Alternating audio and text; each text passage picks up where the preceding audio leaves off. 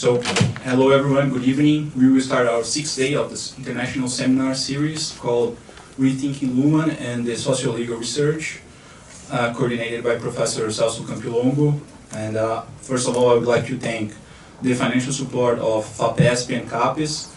Without them, the support, this series of seminar wouldn't be possible. So it's very important to still have some public funding of science, otherwise this will be not happening. And tonight's session is about law and regulation, and briefly I will present our speakers.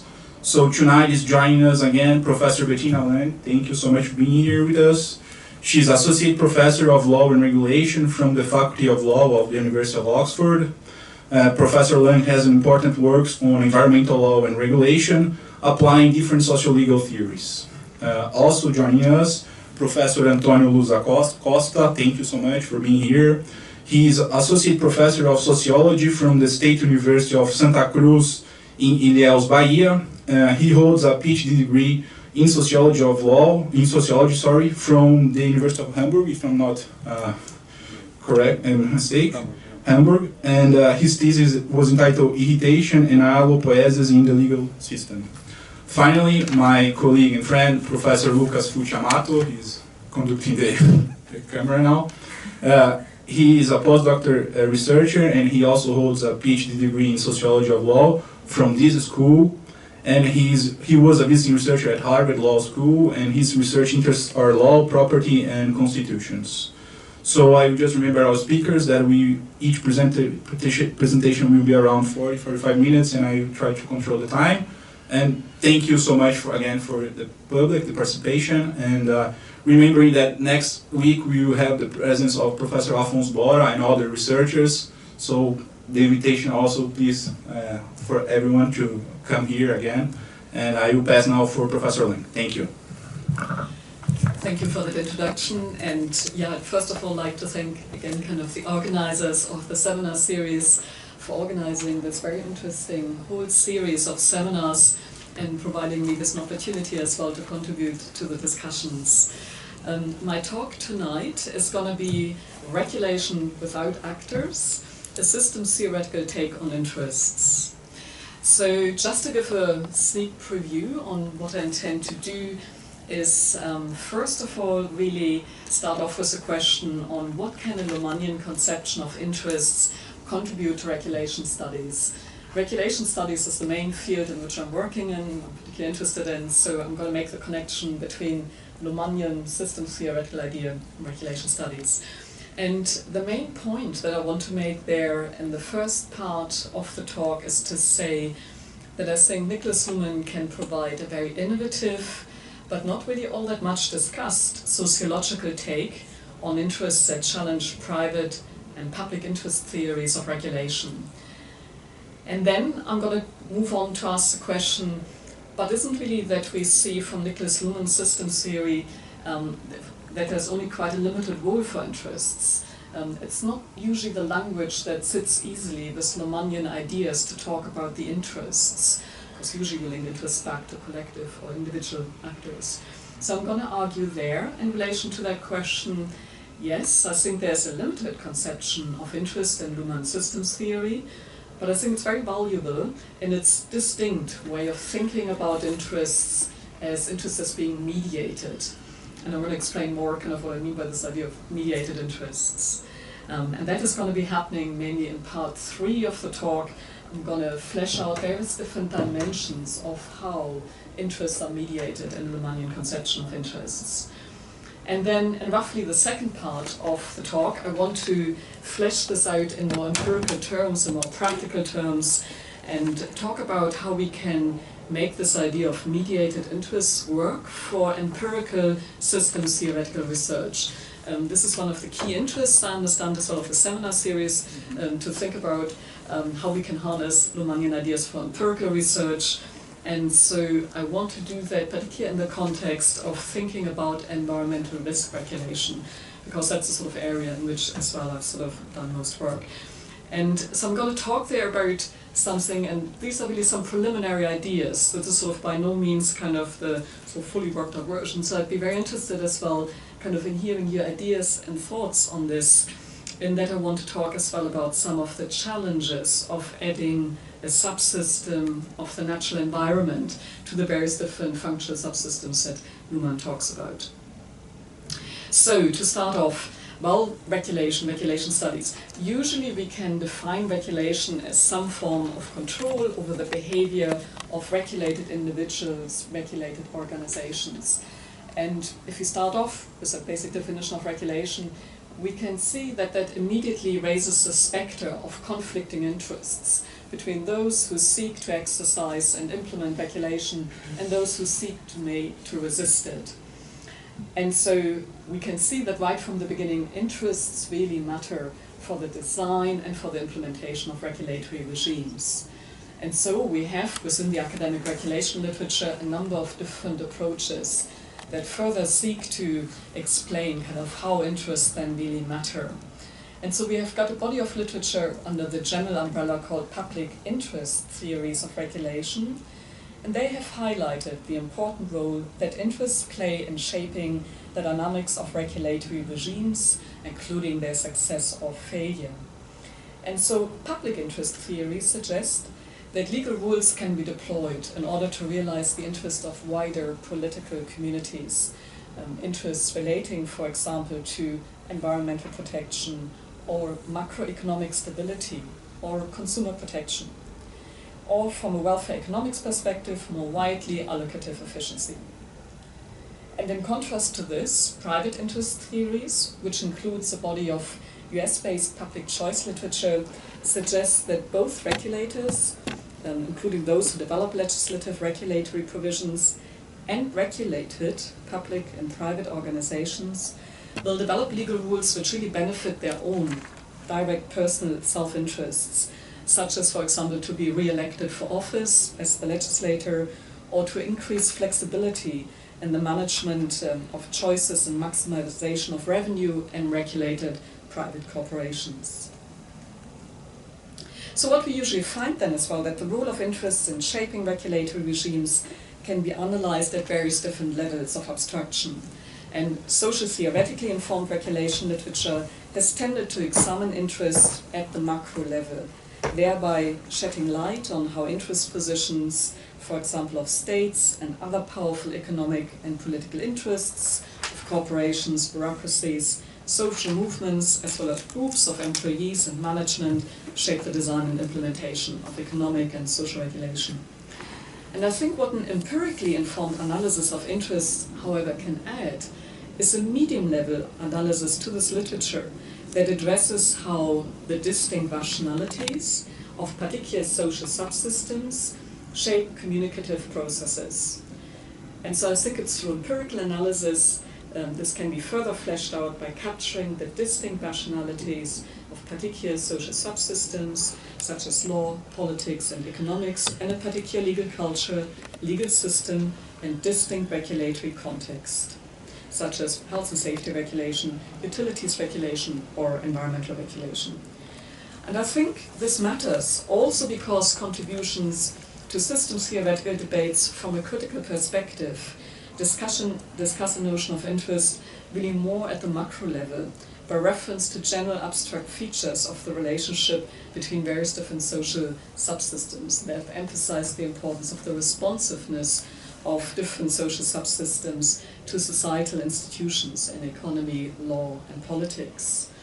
And I think an example of that kind of perspective that still, even as well as a critical reading of Otto Pries's theory, very much steers towards the macro level is, for example, the work by Andreas Fischer-Lescano that develops the critical take. And he's particularly interested, for example, in societal constitutional rights, which are intended to set free the potential of global civil society to safeguard autonomy. So what we then, however, also got is limitations in the regulation literature. The regulation literature has often emphasized really on political and economic conceptions of interests. So there's very interesting work in focusing on political interests that matter, and focusing on the interest of individuals, or groups of citizens, or corporate actors, or public bodies in advancing their positions and relationships of power that underpin regulatory regimes.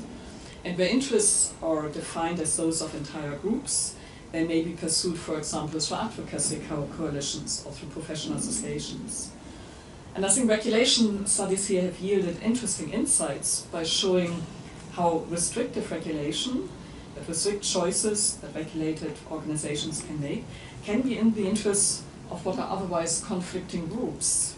So for instance, we are seeing, and there's a reference on the slide, to a very interesting article that is entitled Bootleggers and Baptists, which is an example from the US from the 1920s and 30s, from the time of Prohibition, when a legal restrictive regulatory rule that prohibited the sale of alcohol was actually promoted both by the bootleggers, i.e. by those who had an economic interest in the black market sale of alcohol, and it was also at the same time promoted by Baptists, i.e. by people who had a religious Christian motive in prohibiting the sale of alcohol. So here we have an example by focusing on political conceptions of interests and saying kind of how advocacy coalitions that are slightly unusual as well were created. We also have more explicitly, sometimes linked as well to political interest, regulation literature that focuses very specifically on economic interests. They have really received as well particular attention. So analysis of economic interests here has focused on distinct economic goals of private corporations and public bodies, such as allocative efficiency, maximization of revenue, including taxes and profits, but also considering resource constraints that become relevant for how regulatory agencies can exercise their legal mandates.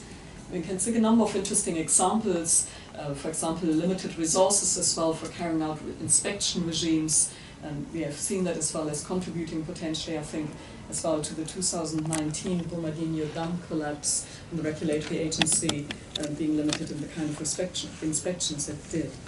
Economic interests then are often perceived as being objective and measurable. And so what's interesting to see is that in comparison to this particular interest and political interest and economic interest in the regulation literature, there's been less discussion really of a sociological conception of interests as helping us to understand more about how interests matter in regulatory processes. And so I think that's the reason as well why a distant take of the social theoretical orientation of systems theory provides an opportunity to develop in what otherwise is, I think, an underdeveloped sociological conception of interests as shaping the design and implementation of regulatory regime.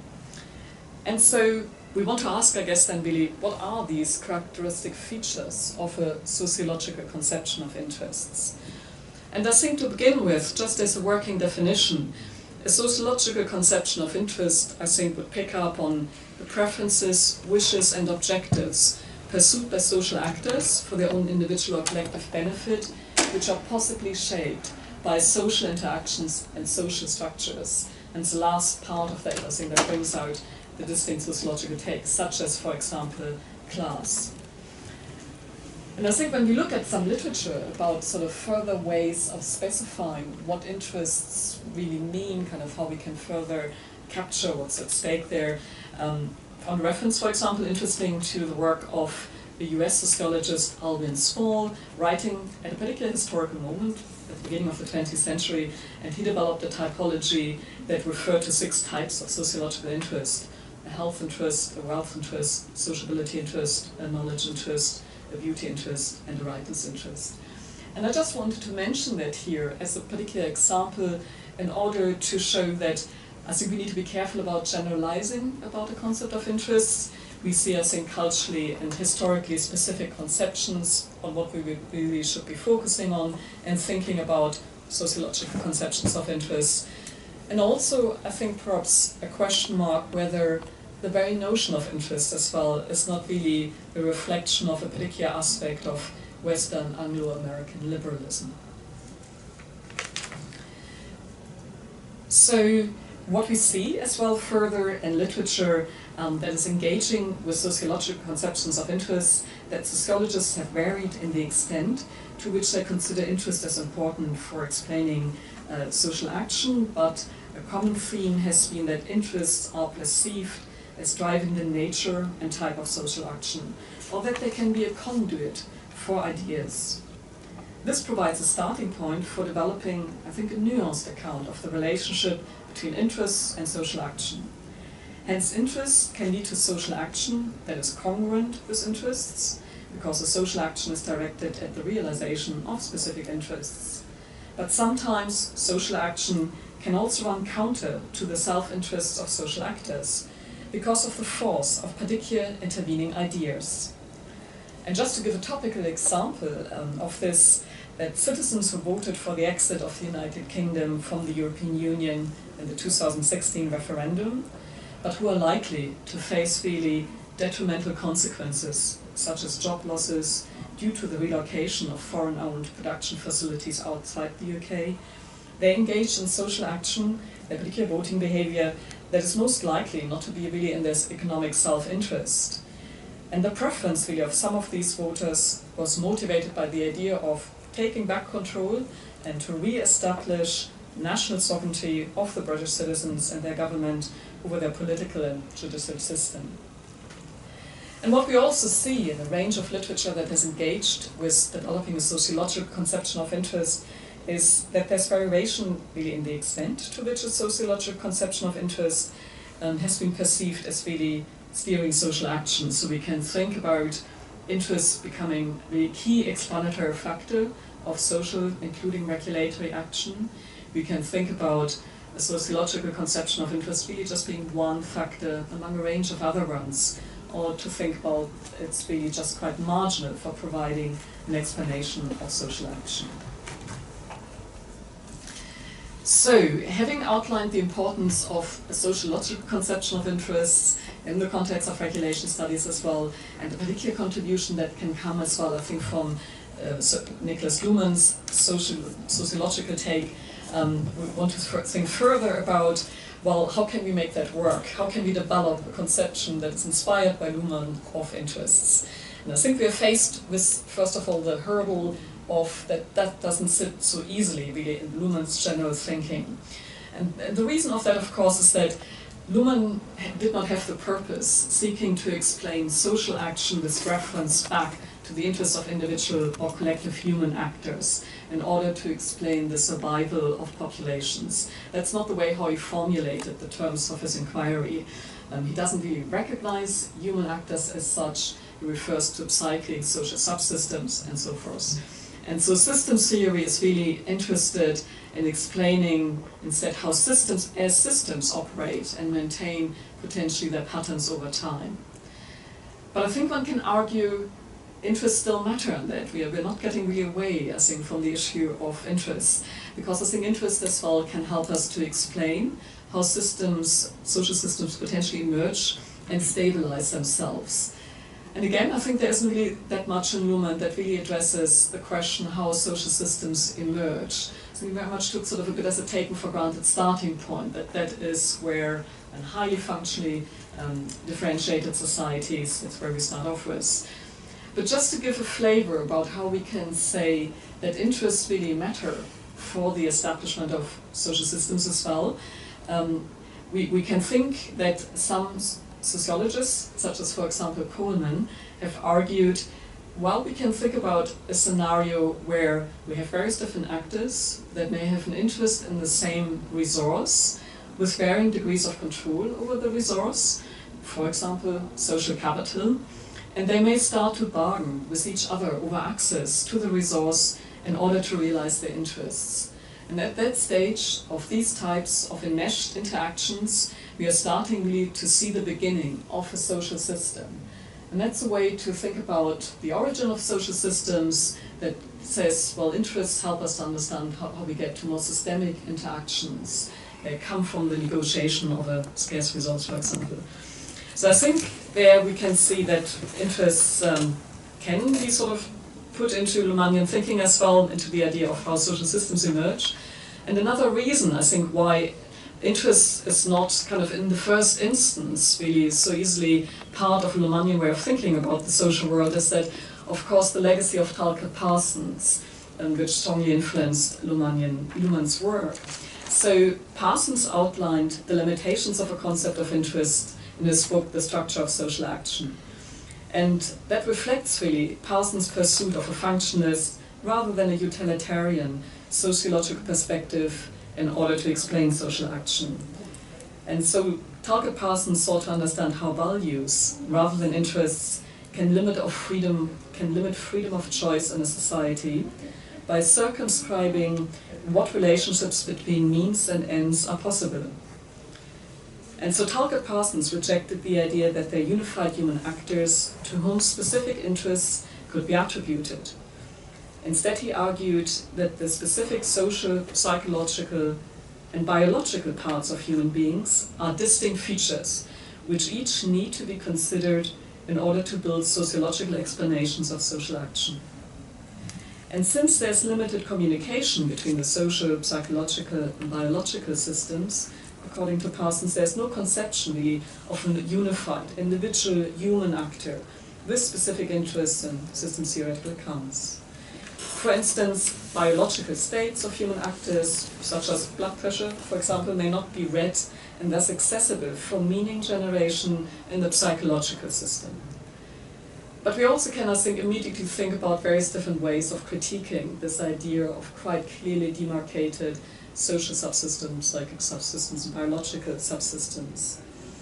For instance, thoughts as an aspect of psychological subsystems that capture processes of consciousness may be shared among various social actors and then translate into attitudes and ultimately behavior and ultimately shared communications, which then can become accessible for meaning-making in a social subsystem.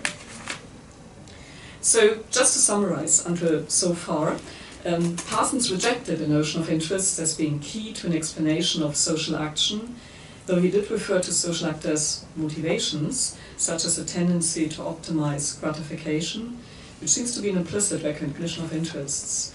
So for Parsons, ultimately, norms rather than interests are a significant source of power that can help to explain social action.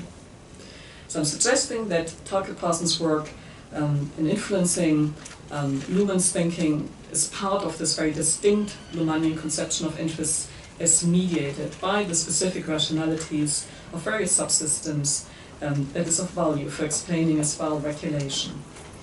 So let's look a bit more specifically on what and how Luhmann really developed the conception of interest as mediated. So we can first of all see that the idea of interest as mediated is not really necessarily specific to Luhmann's social theory. A number of other sociologists work with the idea that in various different ways interests don't translate very directly or very specifically in particular social action. But I think the first way to capture how Luhmann in a distinct way thinks of interest as mediated is that mediated interests do not directly in a linear cause-effect way influence social action, but the distinct rationalities of subsystems refract and thereby shape the influence of interests on social action. So, more specifically, it is the difference between a social subsystem and its environment which will be introduced into the system itself. And the system will constitute itself as the aid of this difference. Hence, the observations that a social subsystem has of its environment are in turn the foundation for the internal regulation of information about the system-environment difference. So social subsystems may also then engage in programs of difference minimization by seeking to align more closely their different rationalities. And an example of that is, for example, the development of legal rules that are informed by economic analysis of law, seeking to build on the rationalities from an economic system in order to produce more efficient legal rules. We can see examples of that as well in the field of environmental regulation, attempts to set environmental taxes at exactly the right level to give the right stimulus, for example, for reducing waste. And hence the extent of the difference between a social subsystem and its environment is central for understanding how and what interests may influence also legal regulation.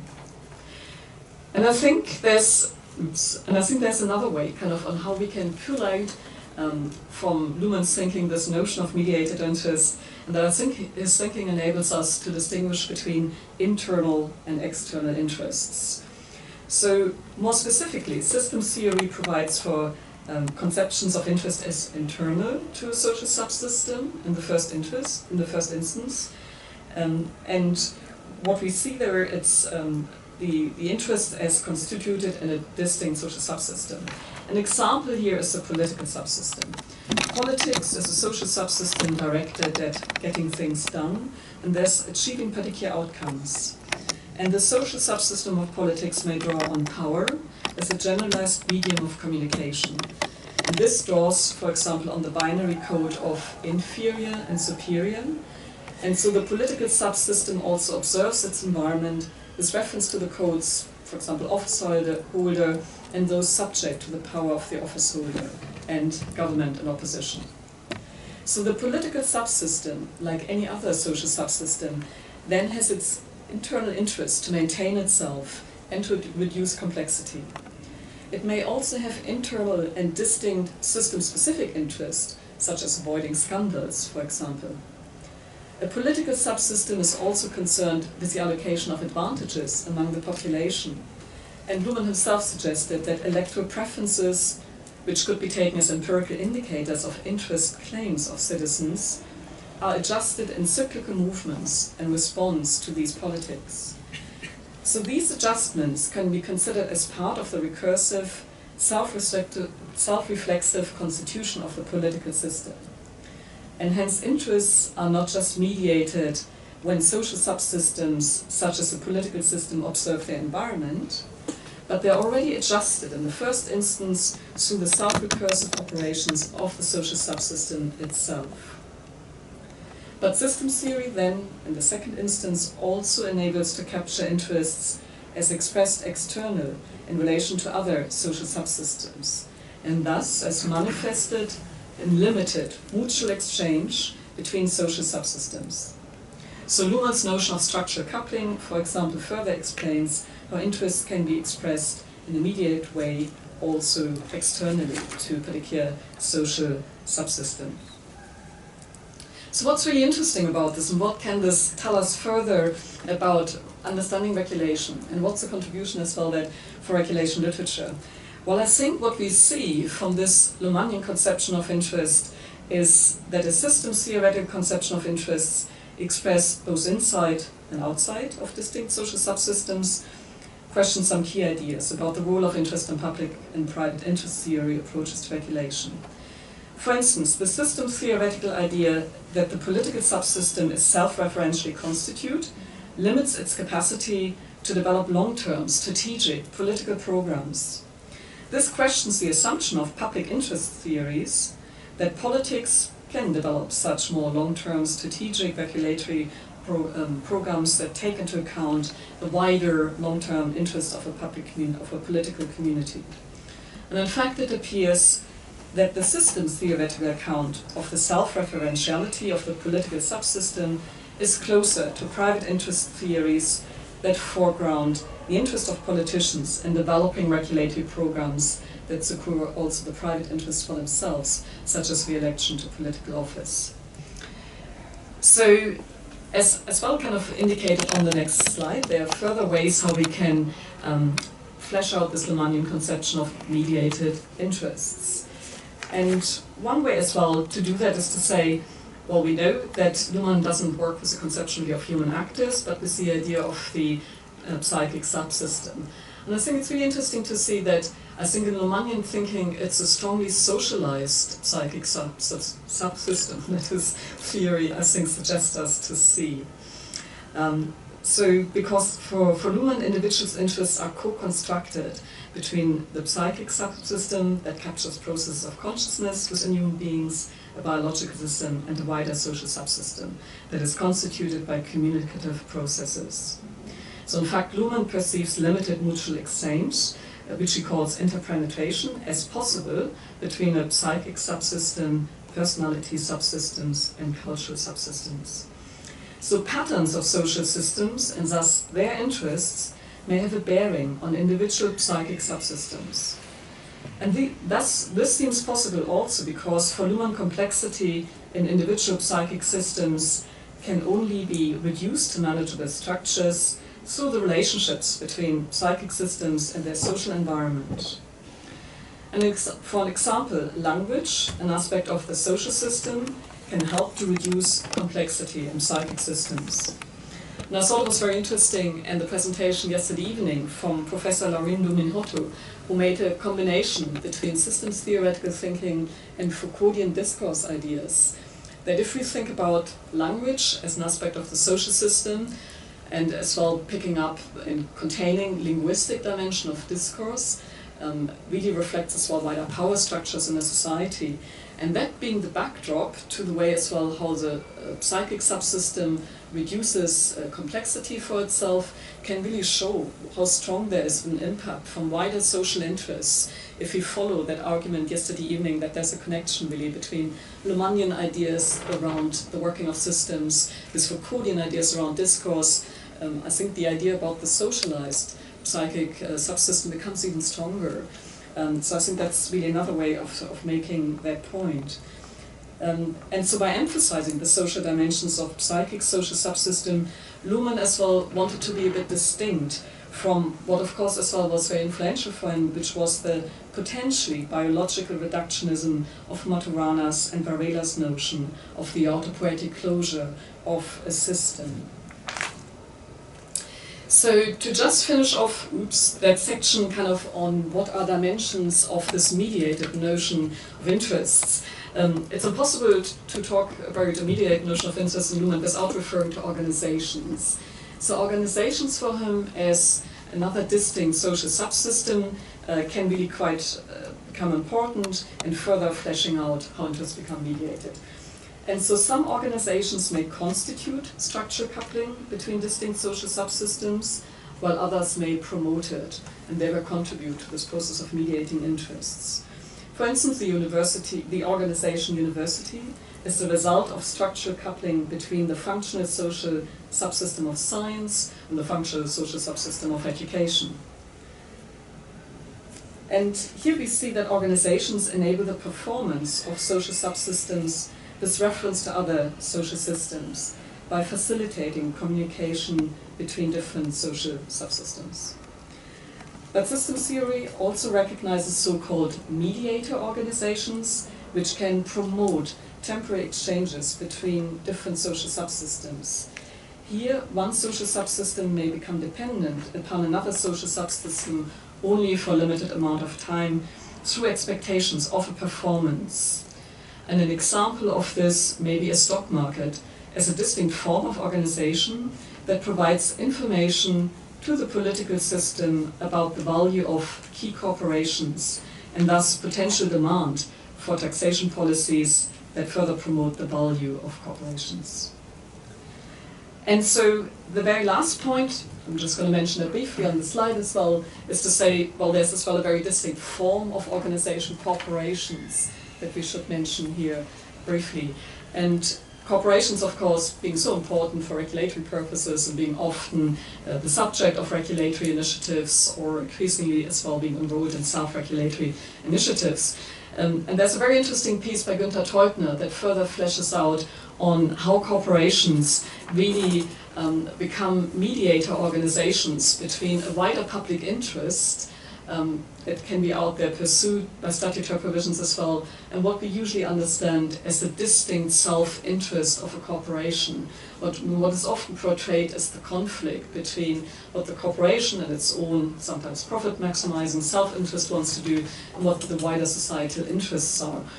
And I think it's very interesting to see that Teubner analytically says what happens there is that we see the corporation mediating interests, as the last point on the slide there, through performance, through function, and through reflection. And so reflection refers really to the self-observation of the corporation itself, and so the corporation function refers to its task of maintaining its continued existence. This may be defined in economic terms as the need, for example, to generate sufficient revenue. And we can also think about the corporation's contribution to various social subsystems as its performance. So the corporation engaging in all these different things like function, performance, and observation, in system theoretical terms, thereby mediates the interests that are from the wider surrounding environment. And for Teubner, that actually means that we can see that there can be actually quite significant influence of what the corporation does. He has a sort of very optimistic take on this being able, what normally is perceived as such a challenge, i.e. to limit the self-interest of the corporation. So, to summarize, from a systems theoretical perspective, there's no direct interventionist influence possible according to the interest of one social subsystem upon another. Influence of one social subsystem upon another is only feasible by both systems voluntarily restricting their operational logics. And consequently, from a systems theoretical perspective, asserting interests is a matter of building up shared rationalities which allow different subsystems to communicate with each other and to negotiate the terms of intervention into their systems. And so the interest of one social subsystem can only become influential if they take into account another social subsystem's operating code. So in the last part, I want to put this into slightly more specific terms to specify a systems theoretical notion of interest, also with reference to environmental risk regulation. And I want to talk about the challenges of doing empirical research on that, to do that in an empirical way. And I think there's a very valuable starting point in the literature from Patterson and Teubner, which in figure 1 there, from one of their articles, gives, I think, a great contrast in what systems theory shows as a very different way of looking at a regulatory process. Their particular study was in the field of health and safety regulation in the offshore oil industry just off the coast of Scotland. But they present a generic model that is applicable much more widely. And what we can clearly see there is how a systems theoretical take departs from the standard implementation way that we often find in the regulation literature that seeks to explain implementation. So in the standard way, we would start off with, as in the first part of the picture there, political definition of problems and objectives, development of legislative program, then the implementation of the program by regulators, and then at the end a desired social effect. The sort of linear cause-effect, instrumental thinking that is part, often as well, in regulation literature of way of explaining regulation. And we see the systems theoretical difference in mapping the different social subsystems and looking at their self-recursive operations.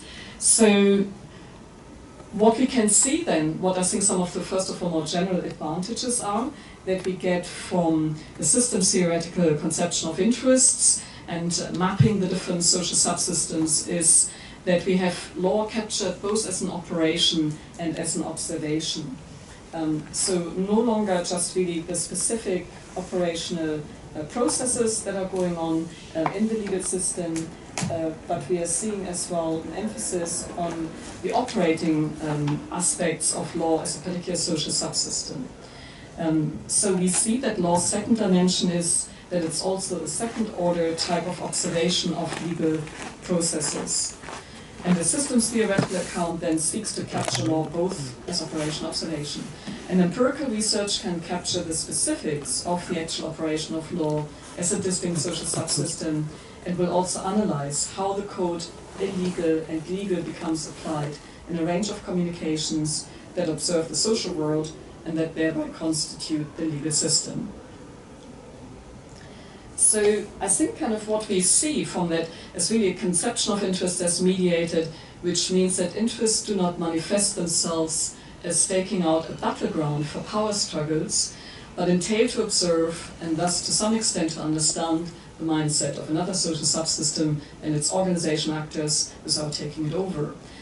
And from a systems theoretical perspective, that isn't so new, but it's an interesting implication for the regulation literature, which has put quite a lot of emphasis on discussing the idea of capture, the idea of saying that the probability is, and making regulation really work, and legal regulation, is that at the end, the interests of the regulatory agency, for example, are being taken over by the interests of regulated entities, And so we see here a very fundamental way, I think, of questioning this very idea of capture. So I further want to just bring out really this distinct notion of the value of having the different social subsystems mapped in their distinct operational in their distinct operations and how they observe themselves internally by referring to the example of flooding. In preparing for this, I was looking around for examples where already in the literature people have tried to use systems theoretical approaches to think about environmental risk regulation. There aren't many, but here is one of them. It's a very interesting study by somebody called Seidmeyer, who argues that different social subsystems develop different levels of social vulnerability to flooding as a result of the distinct structures of each social subsystem. So he then analyzes communicative processes that constitute the distinct rationalities of different subsystems in order to develop a typology of natural hazards. And the typology is innovative because it departs from a typology of natural hazards that focus on their characteristics as they're perceived by the natural subsystem only. For instance, a distinct type of societal vulnerability occurs when a social subsystem is affected by a natural hazard to an extent that it can no longer provide complexity that enables another social subsystem to build up its own structures. For example, the economic system may be affected by a natural hazard to an extent that it can no longer provide complexity, for example, in the form of financing services, that then enable another social system, such as, for example, the political system, to build up its own structures. For example, the delivery of evacuation services in the case of severe flooding. So the systems theoretical perspective enables to capture a distinct form of vulnerability of society to natural hazards. This is vulnerability that arises from one social subsystem being affected by what is happening in another social subsystem, i.e. a reduction of complexity, for example, as being problematic. So here, reduction of complexity below a particular threshold may actually increase the level of vulnerability of other social subsystems to natural disasters. And this qualifies the general systems theoretical notion that the reduction of complexity is always a positive aspect of the functioning of social subsystems, since this can help to stabilize expectations in contemporary highly differentiated societies. The more general sort of point that we start off with in systems theoretical thinking.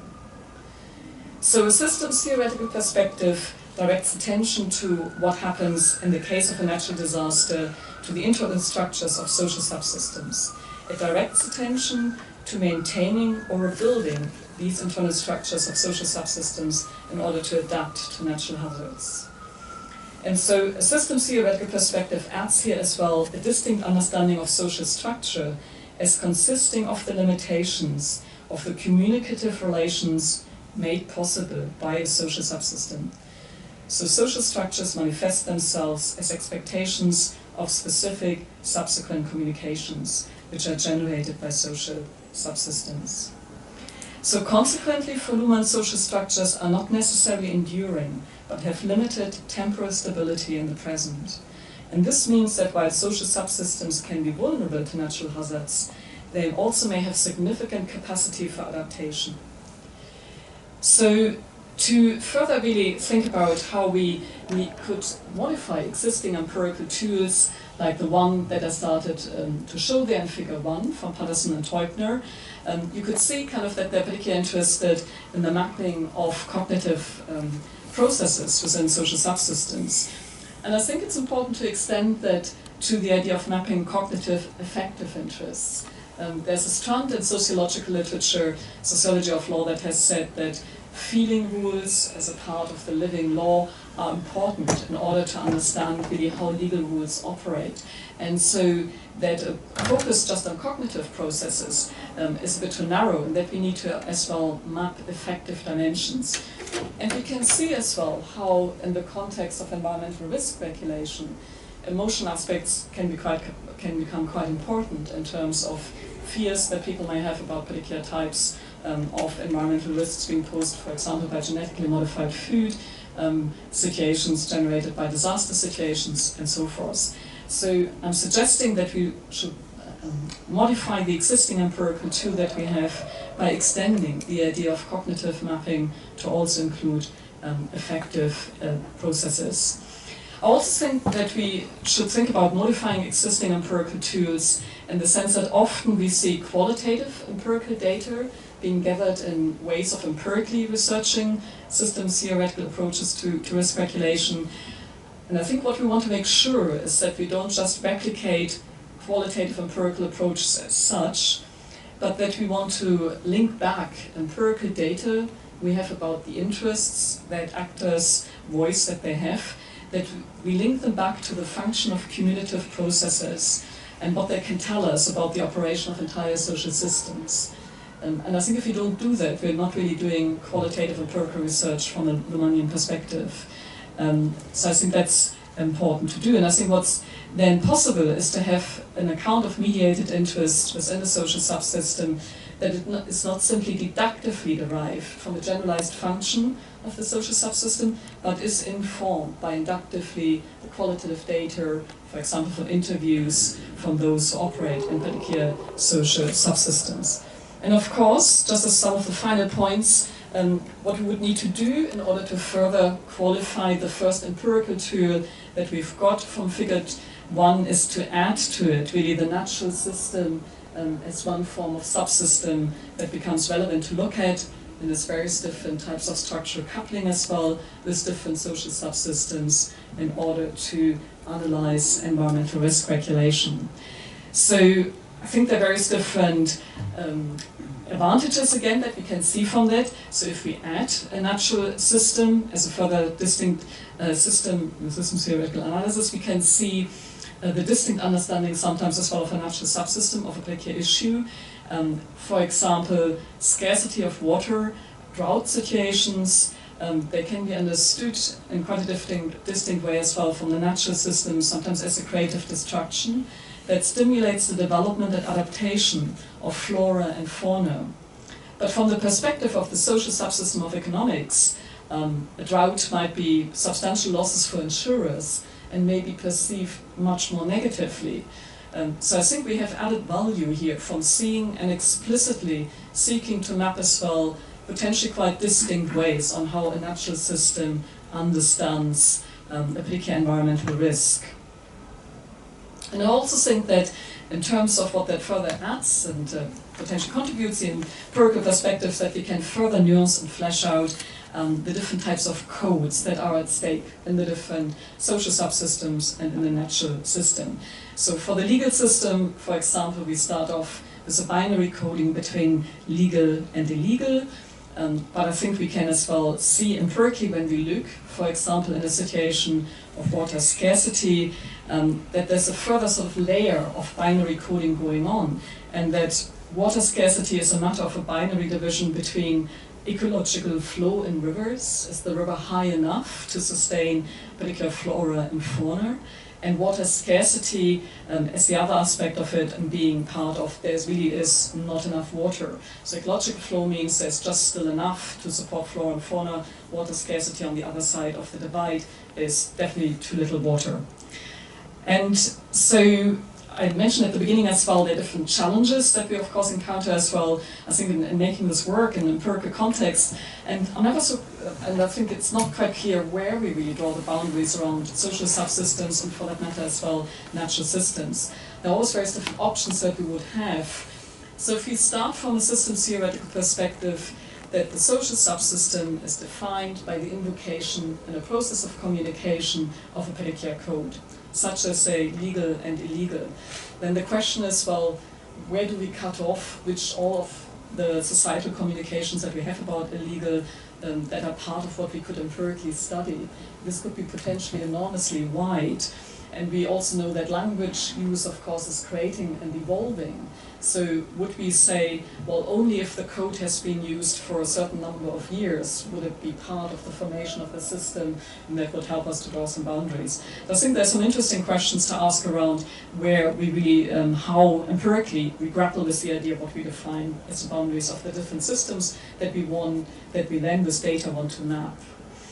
And I think they're very interesting questions as well, that's my final point, that have been raised in the literature, whether some of the systems theoretical concepts that we've got maybe need to be interpreted in slightly different ways when we look at them by virtue of empirical research in a particular context. So the question there that has been asked by somebody called Dunshide in a study is whether structural coupling may perhaps work differently in the context of environmental risk management. And this is a questioning of the idea that normally we think the different systems, social subsystems, the natural system added, work on a heterarchical level, non-hierarchically, all kind of on the same plane. But that person that study is arguing what we need for environmental risk management is really foreground the perspective of the regulatory regime as a distinct social subsystem, and to privilege that, to somehow attribute a level of hierarchy to it, in order to understand how the regulatory regime itself looks at politics, looks at law, that's really the main thing that would be of interest if one is trying to devise and implement an environmental risk regulatory regime, for example. And so he's arguing that if we accept fully the Luhmannian idea of the fully developed formed social system, then we can't really argue that kind of one system has privileged position in looking at the other ones. So he's saying what we should do is think about networks as a form of system that isn't as formally fully systematic as a fully formed Luhmannian social system. So he is exploring, I think in very interesting ways, networks as a looser form of social organization that already has some systemic features, but that enables environmental risk networks, enables this foregrounding of the regulatory perspective. So just to briefly recap, what I wanted to introduce in this presentation is what we know that, of course, for Luhmann, individual or collective actors are not the key category of analysis, but in the context of regulation studies, the question of what and whose interests are at stake really does matter.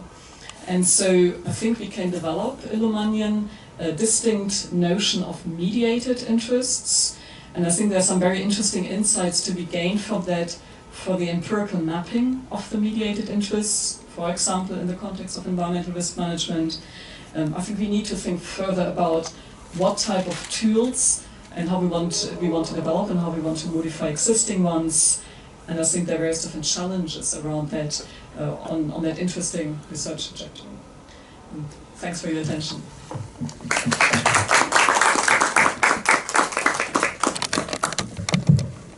Thank you so much, Professor Bettina Lange. Now I will pass for Professor Antônio.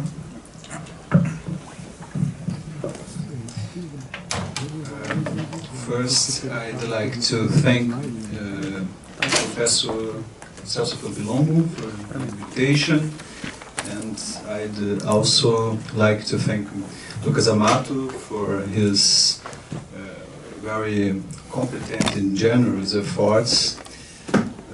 I hope that today I get to show something interesting about the relation between Luhmann's theory and possibilities to analyze empirical data with this theory. I have sent a paper to the seminar, and I'd like to show you a summary of this paper here. I've analyzed different texts about empirical research with Luhmann's theory.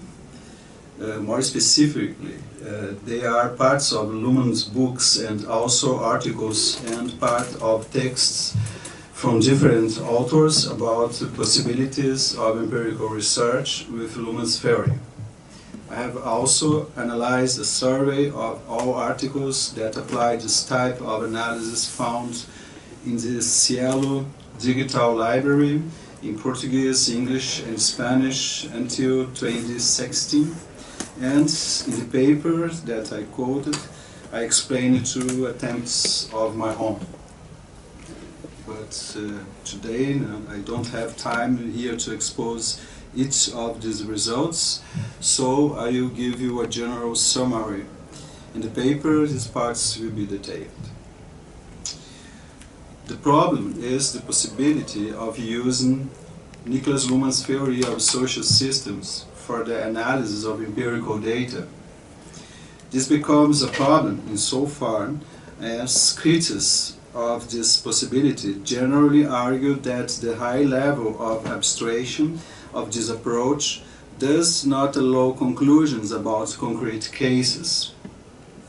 The objective here is to present some fundamentals and alternatives for the use of this theory to analyze empirical data and to introduce the discussion of this possibility in Brazil.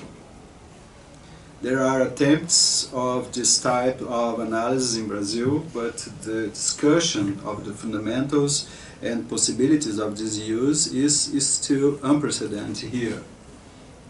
Only discussions in Brazilian academic events and environments or brief passages in texts attempt to highlight the impossibility of such research without clearly elaborating the respective arguments in articles or books.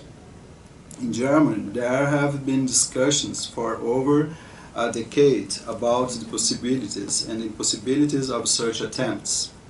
System theories, including Luhmann's, are used for the analysis of empirical data in different areas, mainly about the organization and management of groups and companies. The criticism of Luhmann's theory in Brazil is usually about the impossibility of applying the theory itself to Brazilian case. Luhmann's theory, in my view, has the potential to help us understand important issues today, such as environment, risk management, fake news, social effects of new technologies, management of complex organizations, legal decisions on new topics, etc. To use it in data analysis, it's necessary to discuss this possibility in a well-funded way.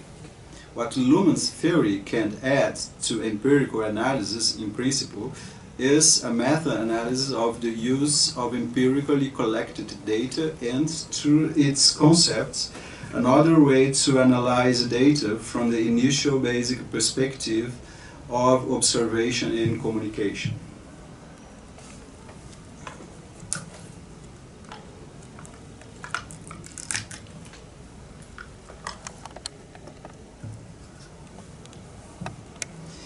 In the book Die Gesellschaft der Gesellschaft, Luhmann makes some methodological considerations and exposes some criticisms to empirical research in them, especially about its use to ground a theory of society, which is the aim of his work. I'm going to select some of these considerations first. The most general problem is that there is a great reduction and neutralization of qualities of the researcher and the object by employing traditional methods of collecting and analyzing empirical data. The researcher is not a neutral mechanism who is wisely able to control boundaries between what is and what is not the object of research. The selection of what he will analyze is made by a subject researcher because he has to become a subject. We talk about a subject who cannot include himself in what he differs from, but who does not reflect on and does not consider it. The theory of social systems in analyzing something also has its blind spots, but it tends to consider it in theory. He, the subject researcher, becomes a subject not by a higher order, but by an idea of research procedure that he considers and which his academic partners also consider similarly. But, as Luhmann, who determines what should be disregarded? How can you attribute cause to effects and vice versa? From a systemic perspective, one should consider this with concept of second-order observation. In this case, to observe how observers who make causal statements observe.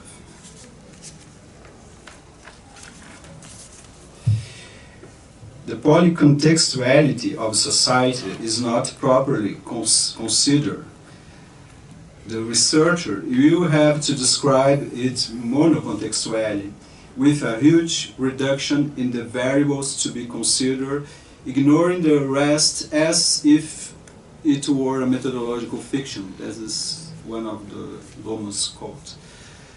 The researcher is not concerned with what forces these constraints, which for Luhmann is the imposition force of social systems themselves. The perspective of analysis lacks the consideration that all that will be analyzed starts from differentiations imposed by observers. The question is what and how the observer can say or communicate, and what is not said when something is said. For these surveys, communications of the said, of the unsaid, of the various ways of communicating is the central theoretical concept. Later in the book, when he speaks of escape toward the subject, this is put another way, constituting an important methodological question. What happens outside the form that is not designated or is not marked?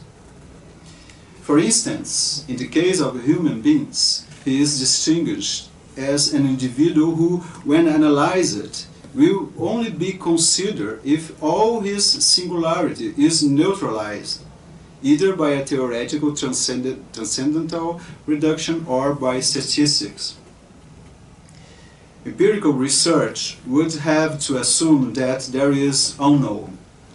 When investigated by questionnaire or interview, for example, about something that the individual knows, one would have to assume that he knows what he does not know.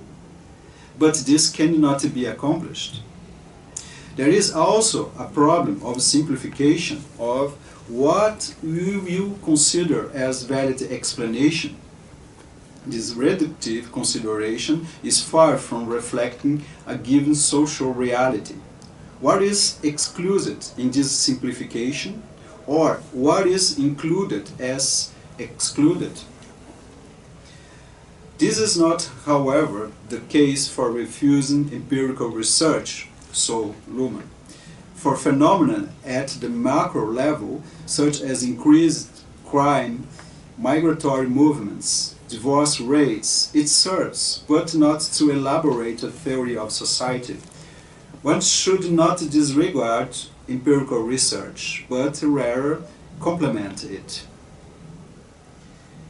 Moreover, Luhmann notes that there is already much known. One should analyze the data that has already been collected in a different way, because what is known may have more serious consequences than common sense imagines. You need to recontextualize the know. We need a methodology that relies more on theoretical developments than has generally been admitted. About the other authors. In general, they suggest the search for indicators, other authors that try to analyze empirical data with Luhmann's theory, or authors that discuss these possibilities. In general, they suggest the search for indicators that highlight the dynamics of what one wants to observe as a system.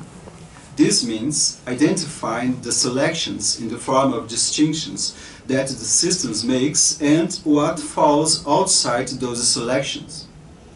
To do this, one should focus on repeating communications that refer to fixed sets of past communications, that means semantic.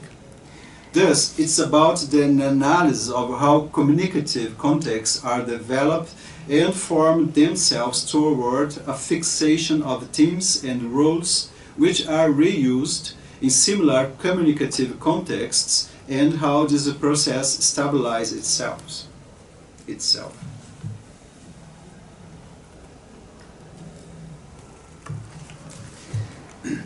I'd like to make now some conclusions based on my analysis of various considerations by Luhmann and other authors on the matter. Luhmann's theoretical program aims at theory of society. To purpose empirical research is inadequate. This level of ambition is not something that can be tested empirically, nor was it the author's idea.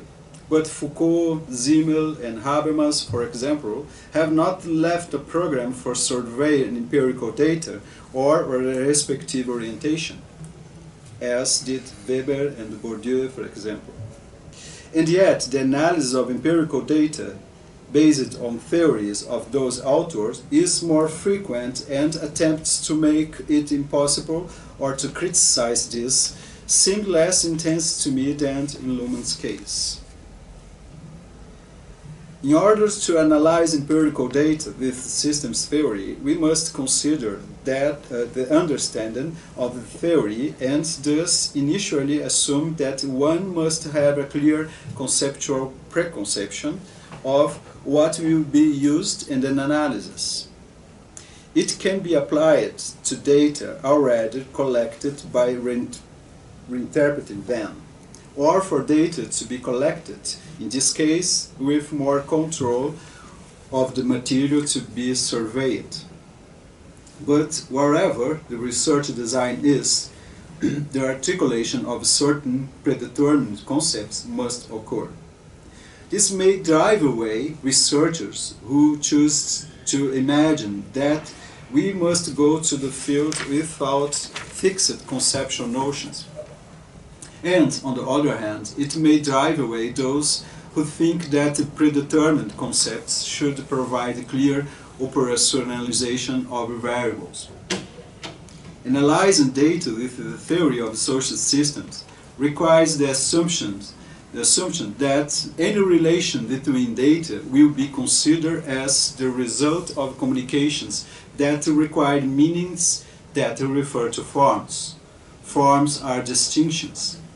They are available in a semantic repertoire like a storage that is referred to at the time of communication. It's at this time of use that the meaning occurs, updating part of the range of the potential possibilities.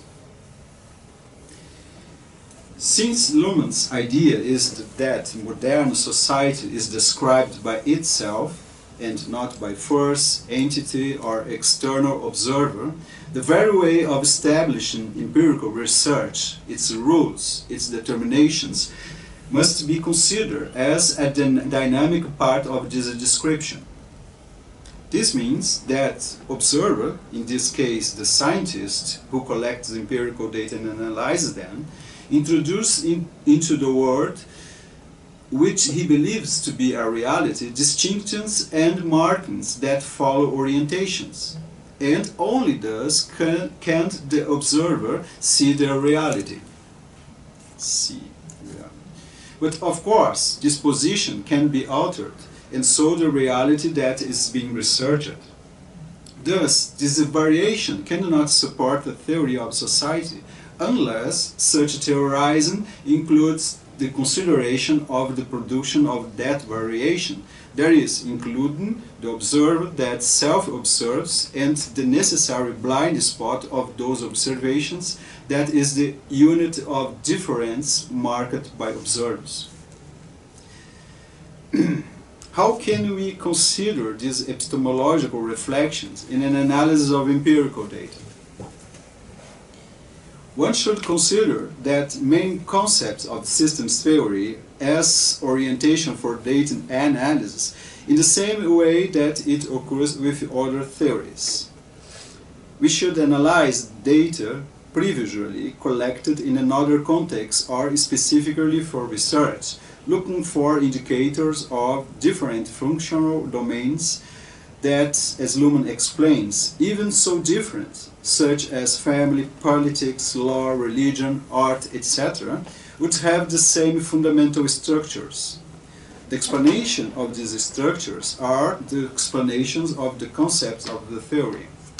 That is, different functional domains are heterogeneous facts that must be reinterpreted with the same concepts because they concern the same type of structure, such as functional differentiation, the difference between system and environment, observation, autopoiesis, meaning, communication, re-entry, etc. And we must mainly explain the connection between them.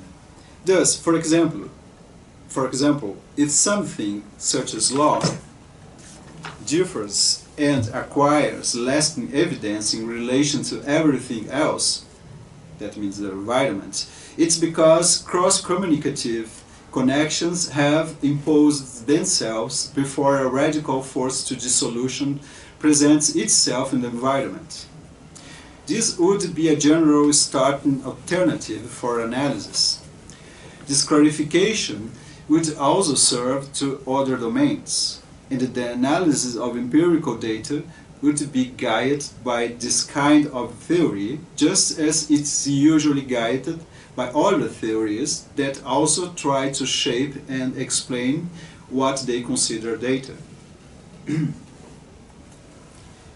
Another important procedure is not to follow the traditional idea of unit search and thus a tendency not to confront and or avoid paradoxes. In traditional sociological theories, units need to be evidenced and theoretically legitimated so that they can be used in the analysis of empirical data, either to measure or to serve as an unambiguous basis for reflections. And that means escaping the paradox.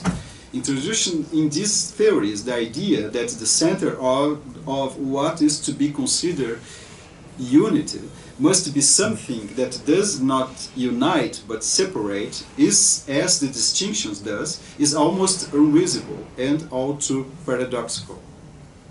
These traditions search for forms and are not concerned with operationalizing the formation of forms and their limits.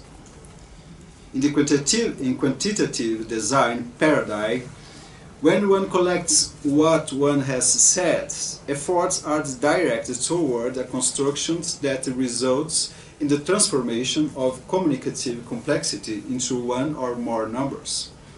The person does something today and again something similar tomorrow, but not the same, of course, and one simplifies everything with a number of frequencies.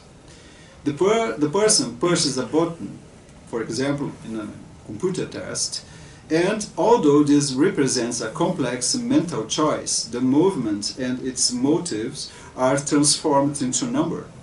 All these choices represent forms. The choice between something and the rest are guided by a proposed form, the difference between X and the rest. And in the qualitative design paradigm, on the other hand, these units of observation of different things are transformed into concepts or they reinforce concepts. In social system theories, social complexity is also forced to conform to forms. But here, there is a more detailed reflection on what forms form. And that means distinctions. It's necessary to analyze why certain distinctions are applied in certain contexts and how this constitutes a kind of attribution pattern. In different contexts, the attributions may be different. In order to stabilize expectation in the social system and thus make it possible, attributions rules must emerge so that actions and experience can be coordinated. The more complex a society becomes, the more this problem increases. And so it becomes more frequent that a social system, legal system, economic system, etc., attributes itself selections. Law, for example, it's then attributed to the legal system, not to the law of God. Evidencing this state of affairs can help us see what is happening in another way.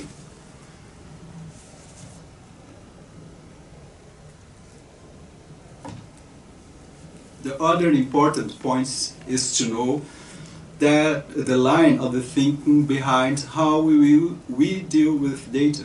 The question is, are we to draw conclusions based on the above theories? Luhmann's answer is no.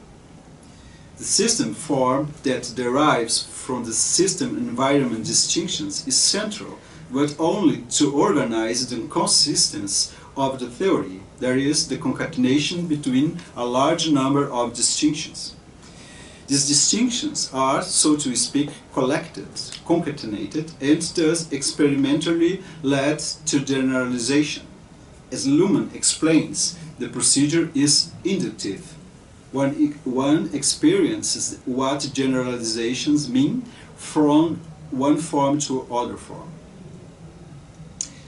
Finally, here are two more important foundations to consider when structuring the research. It should be noted that Luhmann's theory of social systems basically brings together three theories: communications, evolution, and differentiation, to explain how society's self-description occurs through its autopoiesis. They serve to interpret the meaning dimensions of the autopoiesis, with the observation that the historical plausibility of the situation must be considered. Thus, before beginning his analysis, the researcher should know from which meaning dimension one starts, in order to better connect their concepts and control the justification of the analytical perspective of the work. If, for example, from a temporal dimension, it will initially have two ways of explanation. If he starts from the idea of processes, he will assume the idea of continuity.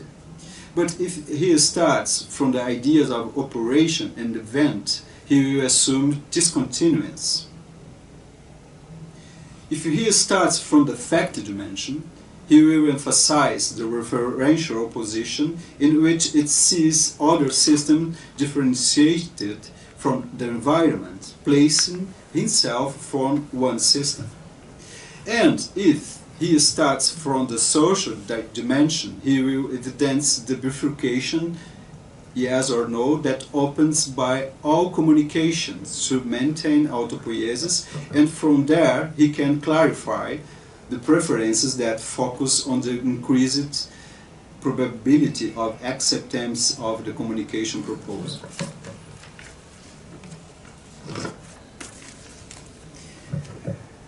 This is the last page. I would like to summarize important points to consider for an analysis of empirical data with Luhmann's theory according to my research so far. So, there is no external observer to be considered, and thus there are no subjects. There is just an observer that observes, and the kind of observer that matters consists of systems. The research object base must consist of communications.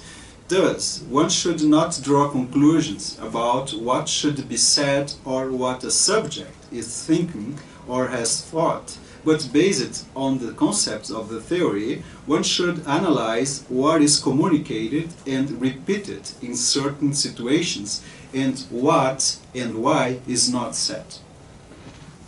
The same concepts of the theory, such as observation, meaning, function, autopoiesis, communication, re-entry, binary codes, etc., should serve to analyze different domains of social life, such as law, health system, art, and economics. These domains are the result of distinctions made by observers. These distinctions are repeated, referring to each other, and so producing a semantic storage of forms that is frequently used again by observers. In data analysis, these conceptual generalizations should serve to connect what is analyzed. But first, one should collect the distinctions, that means forms, and then use the concepts for their analysis. The start position of the researcher, that means the observer, should be explained based on the meaning dimensions. It should be explained if the option is to analyze what happens from the processual or operational point of view. That means idea of continuity or discontinuity. This would be from a temporal meaning dimension. Or if the option is to analyze what happens from the referential point of view of a system that observes other systems that in turn differ from other systems, and then analyze how this relationship between observers occurs. This would be from a factual meaning dimension. Or yet, if the option is to analyze the data from the point of view of communicative selections that result from efforts to accept or not the proposed communications, and this would then be from a social meaning dimension. Thank you.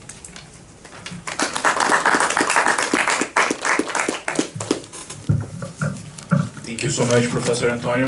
Now I will join us Professor Lucas.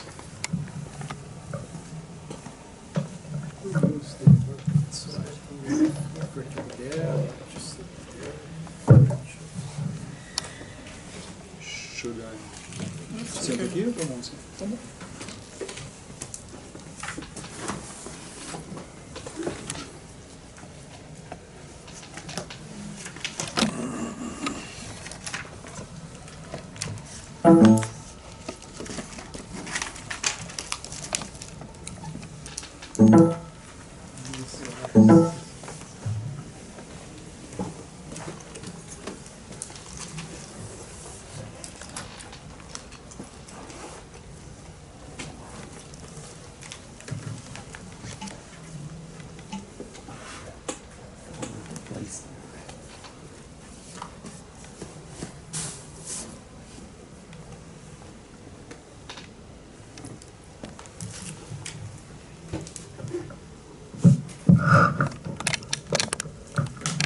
Good evening, everyone.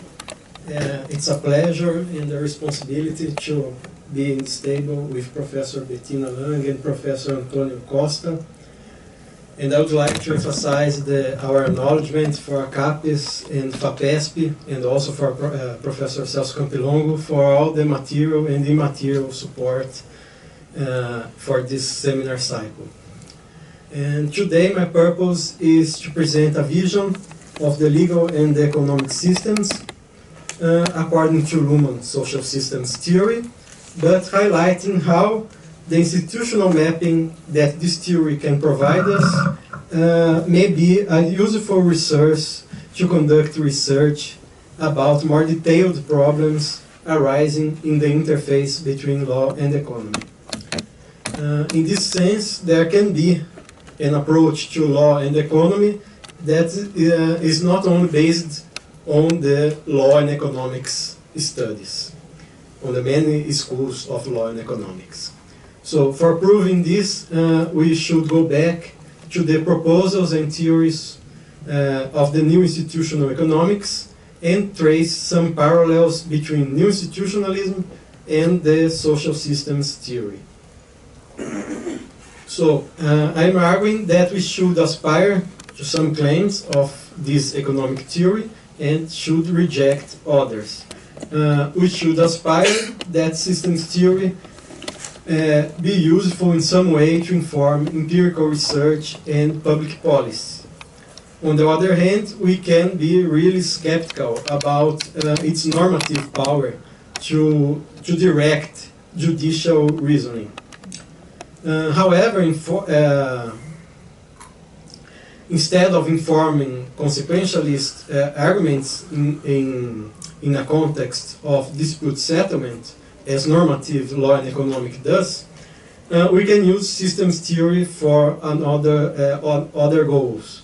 First, to map the variety of comparable institutions in law and in other social systems like the economic system, and second, to think about the variety of legal setups within the legal system itself and in other social systems that are also programmed by the law.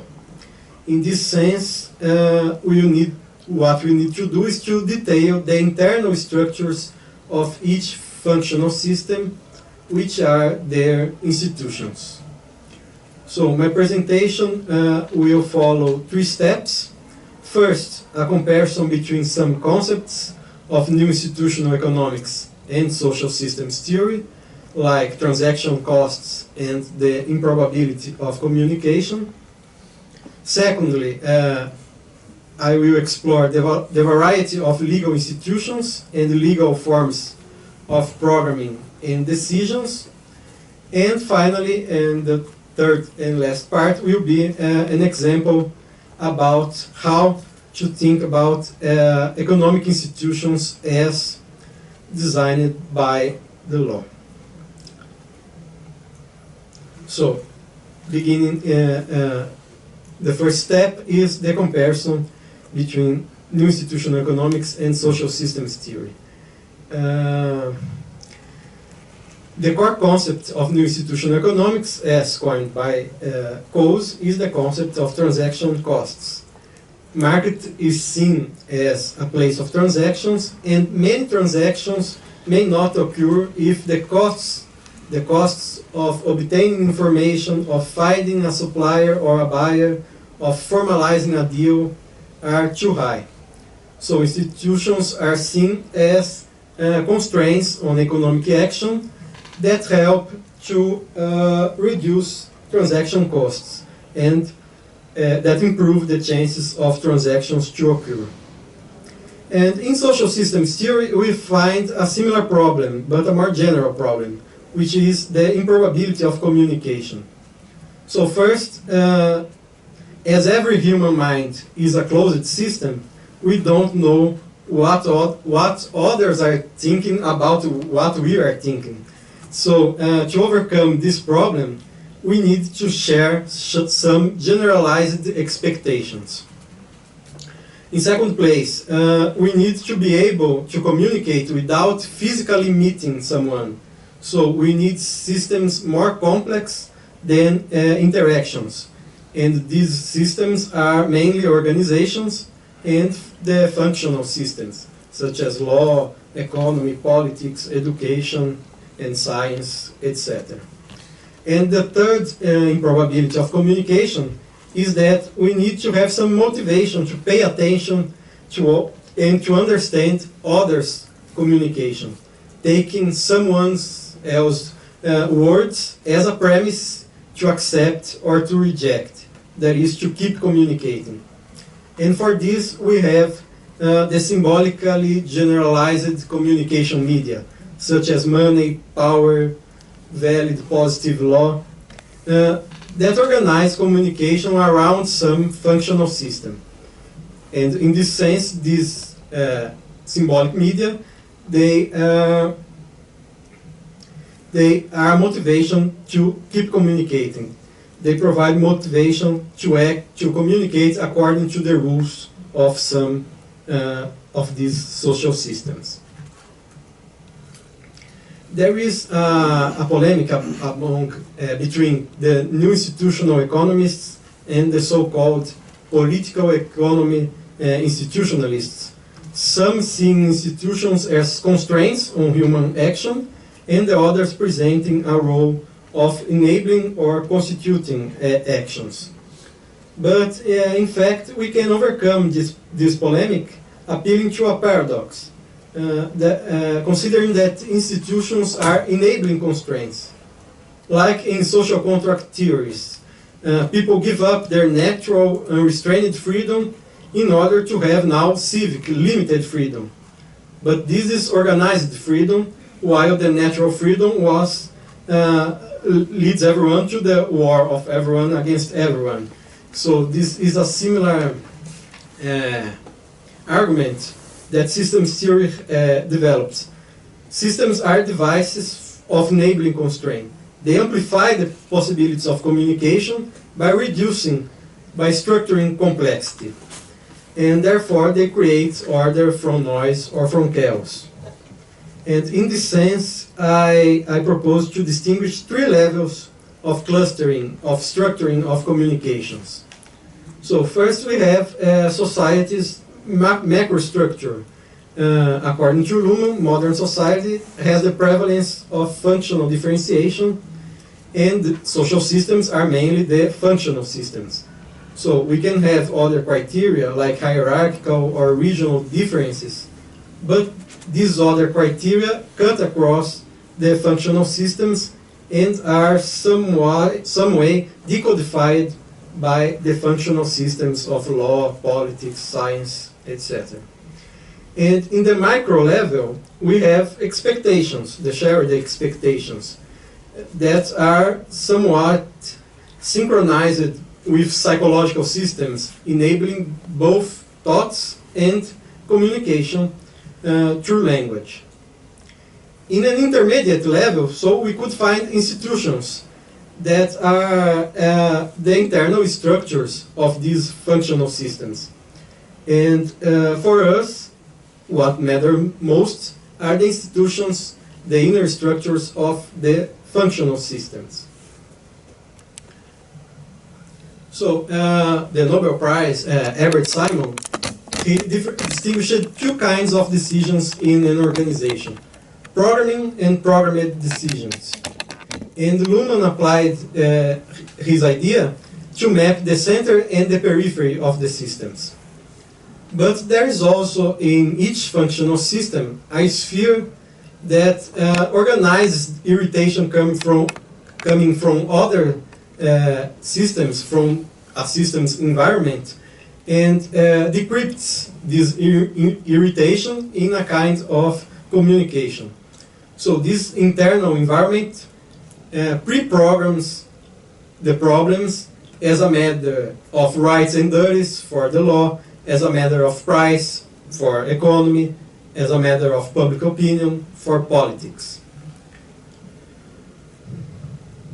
So let's see what are these institutions for the functional systems. We have organizations in the centers and the peripheries. We have some internal environment or public sphere, some device connecting internal environments, peripheral organizations, and the core, the central organizations, and some institutional interfaces that facilitate mutual irritation between systems, which are the structural couplings.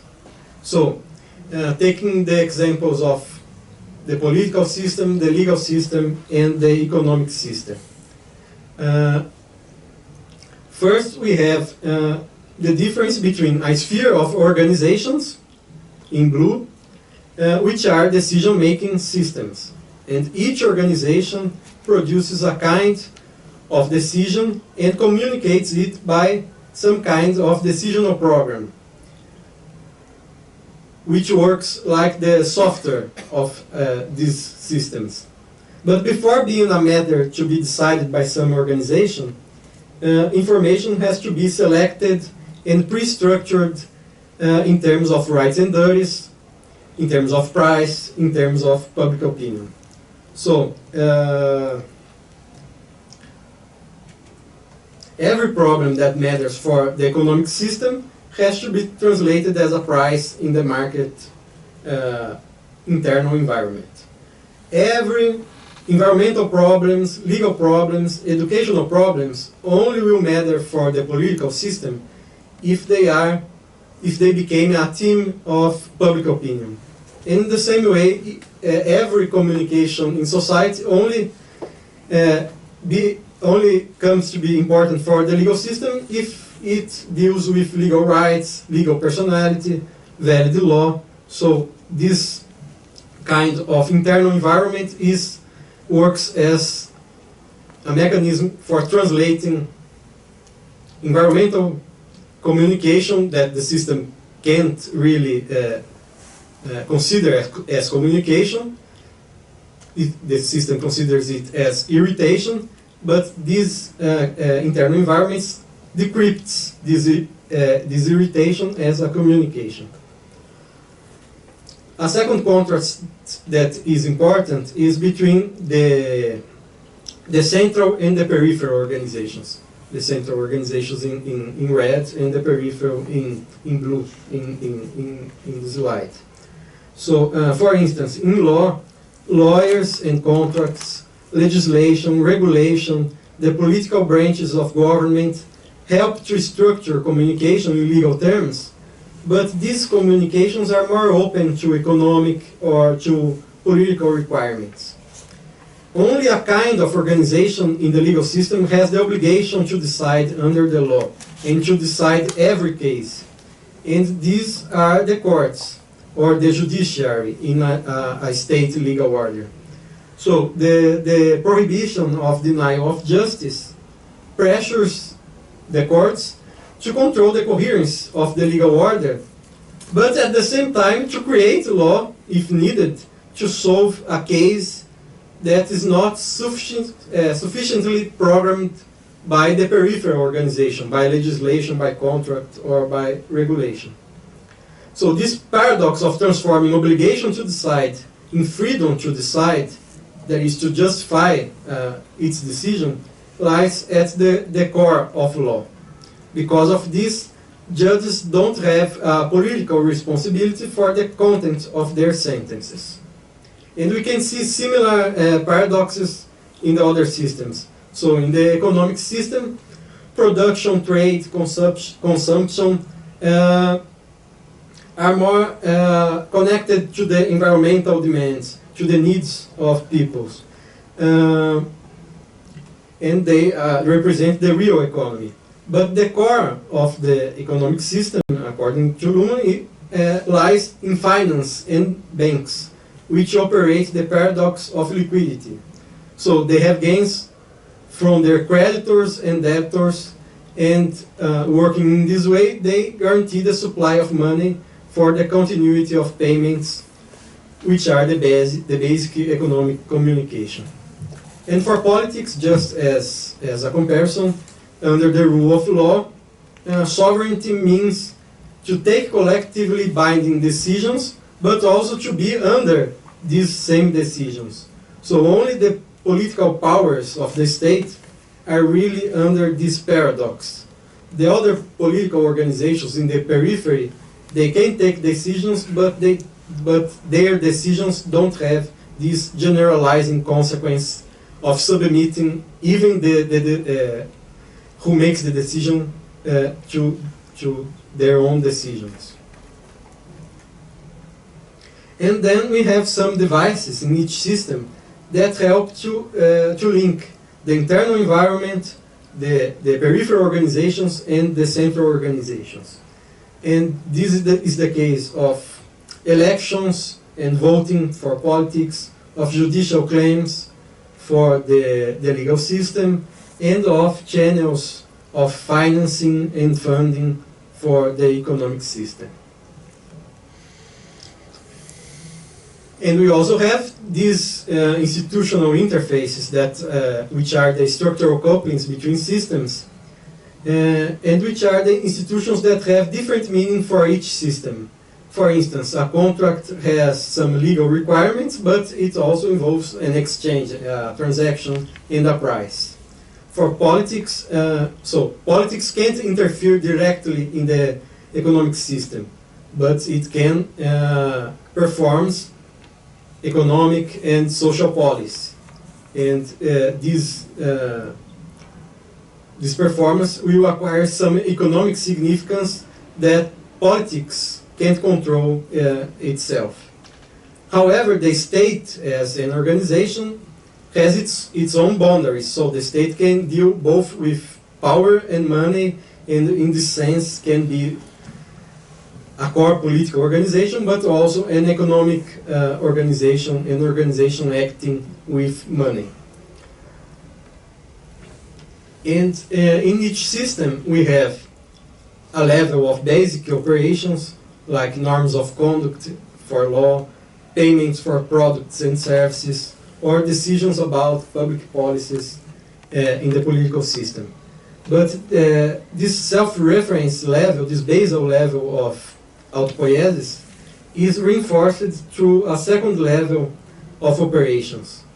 Payments referred to other payments, money referred to money, financial markets reflecting the real economy.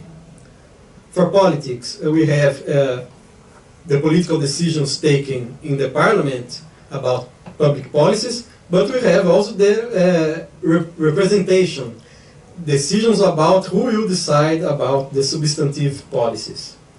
And for law, procedural norms, principles, and the Constitution in general provide norms that are referred to other norms, so densifying the legal order and its self-reference. And another comparison we can add to this chart is about some organizations that build linkages between the core of two systems, like, for example, the central bank. The central bank is part of the state, but it provides some backup support for the core of economy, for the banks. The Supreme or Constitutional Courts, they link the center of the legal system, the judiciary, to the center of politics, through judicial review, for example. And arbitration deals with mainly economic disputes, but has a selective linkage to the state legal system if the coercive enforcement of an arbitration award is needed by the courts. And the last thing I want to point in this chart is maybe the most important consequence, is that we can have a legal reflection concerned with the legal center, with the obligation to decide according to the law, with the prohibition of denial of justice. And this is traditional legal doctrine, dogmatics, which provides arguments de lege lata. But legal innovation lies mainly in the periphery of the legal system, in these organizations that provide the interface with politics, with economic, with other systems. And these organizations, like parliaments, regulatory agencies, private associations, they answer directly to the irritations coming from these other systems. So legal innovation is mainly placed there. And so there can be a kind of legal research concerned with innovation in the legal system directed to legal reform, and this would be a kind of anti-dogmatics, a kind of legal doctrine for the peripheral organizations, and in this sense, that some aspects of the current legal institutions and of today's valid law can be part of the change that this kind of peripheral legal doctrine may approach and may propose. So coming to the second part of my presentation concerning the legal system, the map I presented may help us to see more possibilities than the new institutional economics usually sees when approaching law. So economists used to identify law and the judiciary, or to think about the alternatives of contracting some service in the market, outsourcing production, or producing it within the firm. So market versus organization, contract versus property. And sometimes taxation is seen as a form of solving problems of social costs, of externalities. But indeed, starting with that difference between the center and the periphery of a legal system, and adding some insights from Lon Fuller, we could map at least these alternative kinds of legal settlement through the judiciary, through arbitration, legislation, mediation, besides contract and organization. And each of these legal forms of social ordering, each form has some requirements, will provide some kind of legal program, and will face some boundary problem. For instance, economists have used social legal studies to describe relational contracts as devices for solving problems of transactions that could not really be formalized ex ante, and that which involve continuous relations and not only discrete exchanges. But there are other boundaries that legal sociology can explore. For instance, Fuller saw legislation as a basis of a legal order that complies with some requirements of clarity, coherence, non-contradiction. So a boundary for a legal order is legal pluralism, because legal pluralism violates this. We can have criteria for interpretation within some legal order, but we don't really have criteria for solving a collision between coinciding orders that are dealing with the same problem, including private orders. And concerning organization, the model of managerial direction, managerial orders that lies in the periphery of the legal system also faces a problem, which is that the model of command and control may be challenged by some legal arrangements that combine centralization of metrics and evaluation with openness to discretionary powers for the frontline workers. So there are varieties of organizations and organizational programs. And for courts, another example for courts, to coordinate administrative action, bureaucratic reforms through their kind of decision, through sentencing, based on a due process with all the requirements for a judicial decision, faces a kind of a boundary problem for the judicial role. For example, in the American doctrine of structural injunctions. So this kind of legal programming by the core organizations of the legal system, so by sentencing, may face some problem to solve, for example, problems in the structure of prisons, of schools, of universities, etc. Therefore, law is more than legal interpretation, and law's interface with economy is not only based on the clarity of legislation and case law about property and contract. There is something beyond the texts, the legal texts, which is the variety of institutional forms provided by some legal system. So we can have really problems in the level of interpretation, and sure, we can admit that justification based on finalistic programs, on moral evaluations, on economic consequences, opens a space for discretion and for uncertainty, because courts need to decide cases which are not sufficiently pre-programmed by the legal periphery, by legislation, by regulation, by contract. But there is another level of legal problems that matter, which deals with the different organizations in the center and in the periphery of the legal system, and how they produce the distinctive kinds of legal programs. And a third order problem is that we may see the empirical limits and the problems for each of these kinds of legal ordering. And so we may have to innovate in legal institutions, because there are problems to which no existing organization and procedure can provide a satisfactory legal decision. And I pointed out some problems like experimental governance, legal pluralism, etc.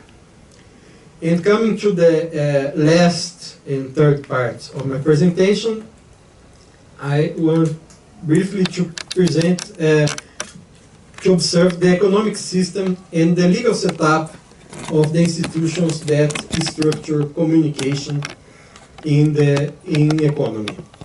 So, for instance, a problem of contemporary economy is its hyper-reflexivity. The center of the system reflects itself in financial markets through many layers of derivatives, of securitization, but without performing the funding for the economic periphery, for production especially. So the channels of credit and investment are not really working, and firms finance themselves mainly through reinvested earnings, and only a small portion of businesses can be really capitalized by stock exchanges, for example. And we may interpret that this has to do with the legal setup of property rights as this structural coupling between law and economy. So nowadays economists see transactions not only as exchanges of goods and services, but as exchanges of rights. And we may consider that this conception goes back to Hoffeld, an American legal realist, that described a century ago property as a bundle of rights. So property as an aggregate of privileges, of use, of rights of exclusion, of immunities, of diverse kinds of legal faculties. And with this view, for example, Hoffeld could conceive the problem of externalities generated by some owner that a neighbor would need to support. For example, pollution, noise, some disturbances that are not solved simply by the property right definition, and that the parties can solve by some deal, or the government may impose some tax, or the case can go to court. And this is a consequence developed by Coase, for example, in the new institutional economics, in his paper about the problem of the social cost.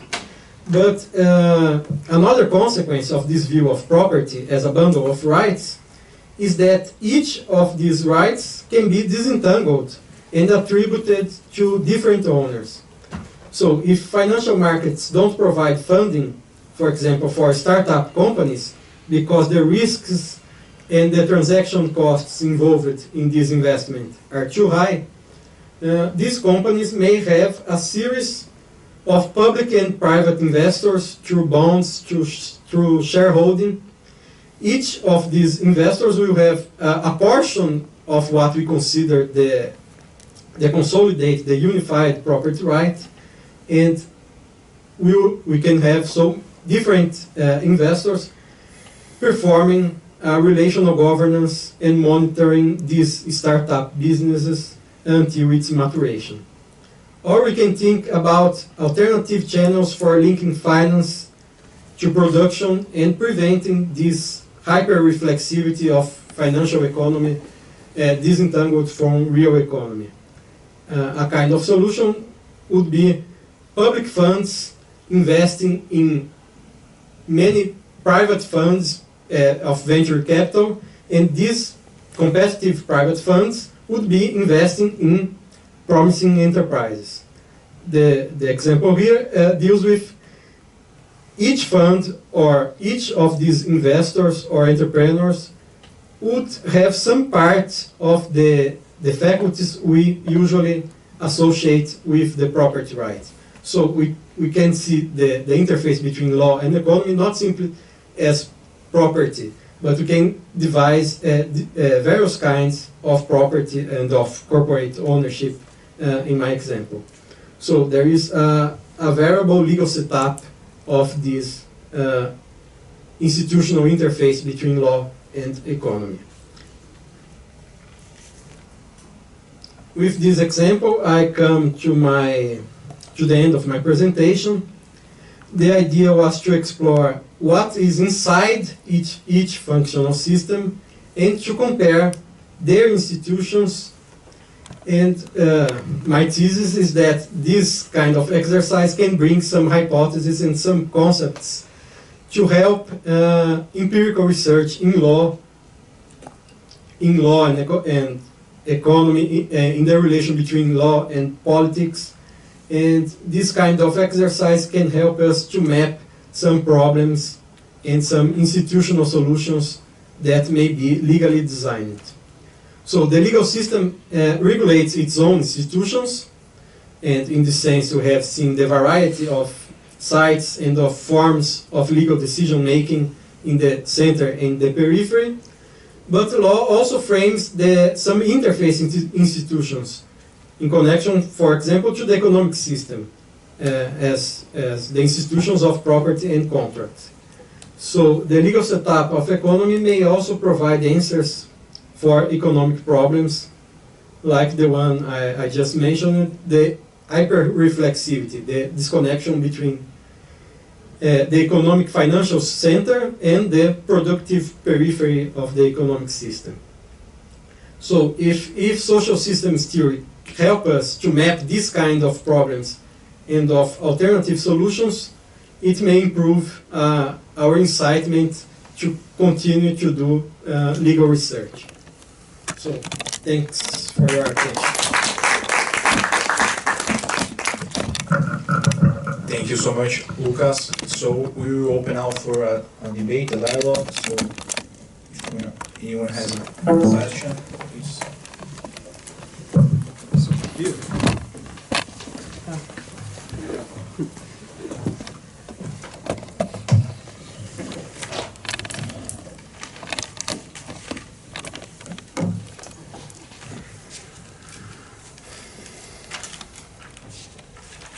If you want to make questions in Portuguese, we can translate. Yeah. Don't be afraid about this. We just ask you to go to come here to the microphone for recording.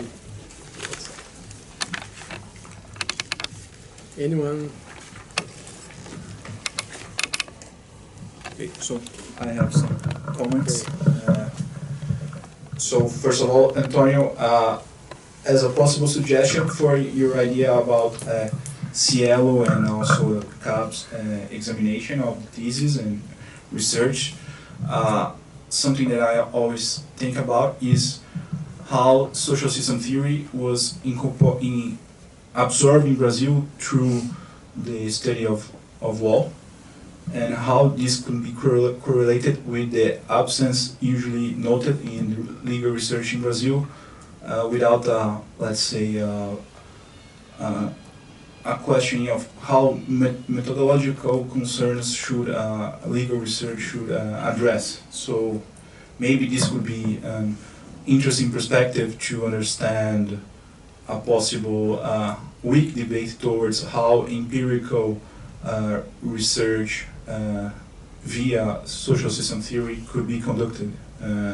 So I don't know if you have thoughts on this idea,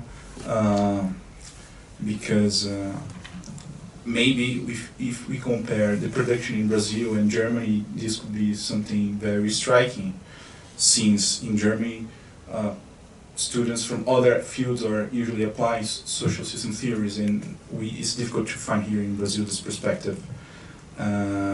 So this would be my first question. To Professor Lange, thank you so much, very insightful. And while you were explaining your ideas, it came on my mind the issue about reconstruction and the idea of programming. And I would like to listen to you. How do you relate these both important ideas in Luhmann? Reconstruction of inside the system and programming with regulation, especially when you mention about the idea of the differentiation between internal and external interests. And of course, maybe Teubner also makes this point when he does the distinction between performance, function, and reflection. Maybe reflection also as a issue of reconstruction meanings of the system. And finally, Lucas, very promising work. And I would like just to note, when you talk about organization, you mentioned that they organizations can also be observed from different perspectives in different functional systems. So you mentioned, for instance, the central bank as a political organization, but at the same time an economic organization. How this perspective of observation influences the issue of innovation for you? Since you said that usually on the peripheral the border of the functional system, there is this issue about a possible reform or anti-dogmatic, for instance. Right?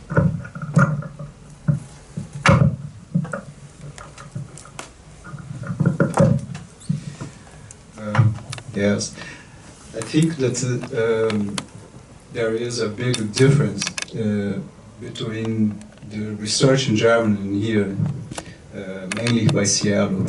There are many books here, they consider epistemological thoughts, but the Cielo articles that I found, it doesn't exist. It's not bad, the articles are good. They are good, but my point here is to introduce this necessity of discussion. There are many of these texts in Germany, and they are very interesting because they try to analyze what is a system. That is a question here for the table. When we talk about system, what is this? What are the limits? Because we talk about system, but what is this? How we start to talk about that. That is the question of Luhmann. Luhmann questioned that in the society, Gesellschaft der Gesellschaft, Sociedade da Sociedade. So this is very interesting. And I think that the articles in Brazil, you don't find that this concern is not there. I think it's necessary. So, to compare Germany to Brazil, I think that is the most important thing.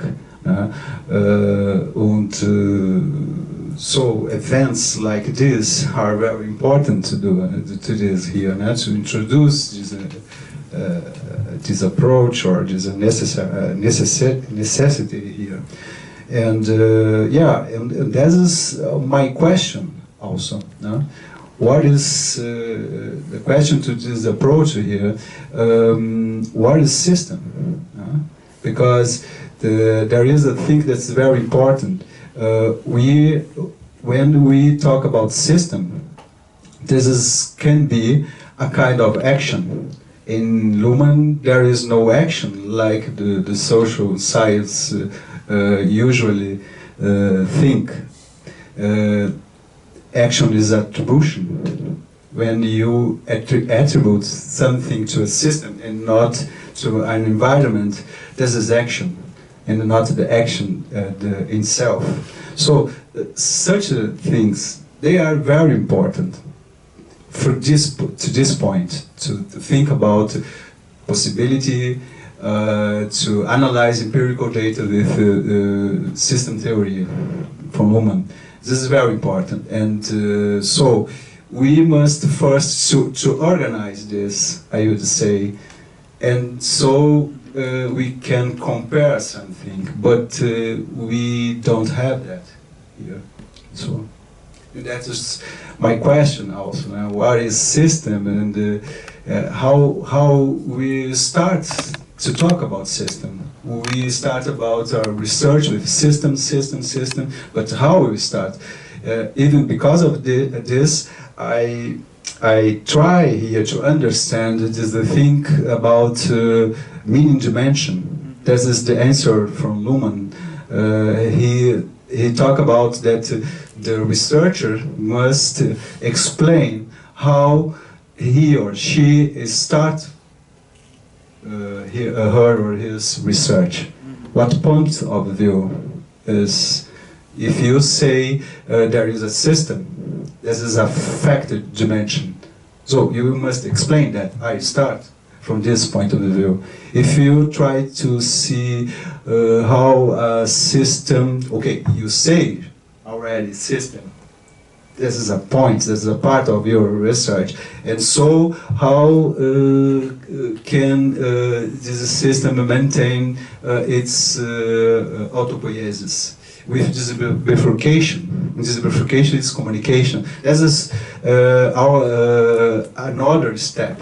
This is the step of a social dimension.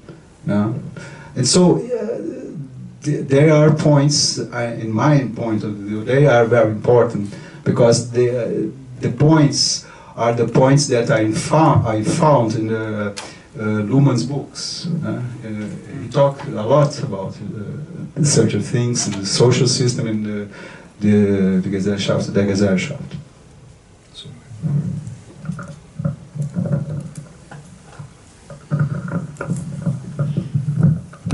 Maybe I could just add as well a couple of things in relation to your point before I come on answering your question. And I agree kind of about how important it is to raise a question, what is the social system, when we start to think about it in empirical terms. And I just wanted to add to that the observation that when I was looking around for studies that use systems theoretical framing and the context of environmental risk regulation, I came across some PhD theses as well from German geographers, and I think for them they started explaining to themselves what do I mean here by the system notion, by contrasting it by engineers' ideas of a system, because so often in the field of environmental risk regulation we really have a predominance of natural science perspectives or kind of the more applied perspective from engineers to think, for example, about what creates more likelihood of flooding and so forth. And so maybe that's one starting point how one can see how the geographers self-consciously said, well, I start to understand that really in order to manage flooding better, I can't just talk about the engineer's idea of a system. There's probably something too narrow in the science perspective that I'm getting there, and particularly the engineer's idea of the system of something that is really often hardwired in terms of the piping and water resource management, the infrastructure, the nuts and bolts, the concrete. And so that way of thinking, very deterministic ways about system that doesn't have the meaning dimension of social systems, for the work there I think is very interesting to see as a starting point, and how they're trying to say, well, for me, social system, when I as a geographer read Luhmann, means the clear departure from the engineer's understanding of system, for example. So yeah, I think that's perhaps just one particular trajectory while one can think about how social systems are defined by researchers because they're contrasted with their pre-existing understandings, other understandings of systems. It's a very interesting theoretical question that you're asking, and I think about linking up different parts of concepts that are used in the presentation. You're asking about the significance of fundamental Luhmannian ideas around reconstruction and programming, in particular as well in the regulation context. And yes, so I think, for example, the trajectory of Günter Teubner's work in the regulation field means that we can only have a very modest understanding about the possibility of programs. And hence I sort of emphasized more in my presentation as well that it is programs of difference minimization that become more relevant, I think, in thinking about regulation from a systems theoretical perspective. So it's programs internal to the social subsystems that have just only a very modest aspiration. So I think that's how sort of programming features, in particular as well from a regulation perspective. I think reconstruction is such a fundamental concept that this is very pervasive, it applies, and I think it applies in the regulation context just as much as in other applications for systems theory. And reconstruction in the terms of when system observes its environment, how in the communication process it sort of reconstructs what it sees there for the purposes of its own internal operation. And I think that's so fundamental and pervasive, and it's very central to anything. And then I think you ask about how that links to internal and external interests. And I wanted to say there really that in relation to internal interests, I think what matters is how the system-environment relationship is constructed. So we know more about the internal interest in the social subsystem by mapping empirically as well how the system looks at its environment, and there we got as well a process of reconstruction. And so the system-environment difference is a furthermore specific tool, analytical idea from Luhmann that we have that helps us to understand about the internal interest, the way I mentioned those.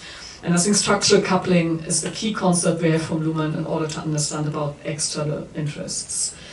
And so how does that map on reflection, performance, and function, which is Teubner's terminology in thinking about how the corporation sits within a wider environment.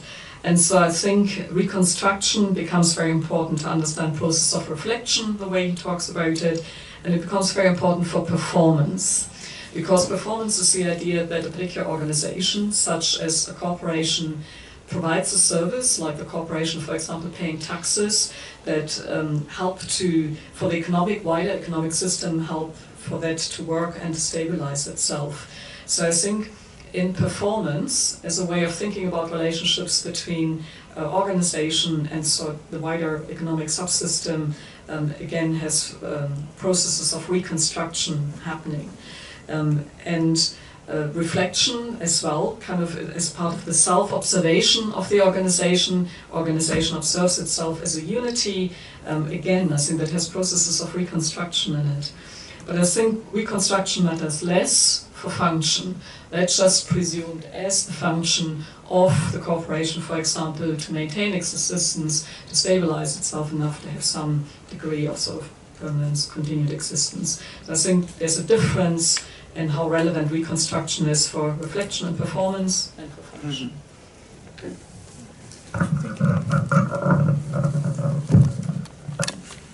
I have also a question, but I will try to answer first. The question Marco made.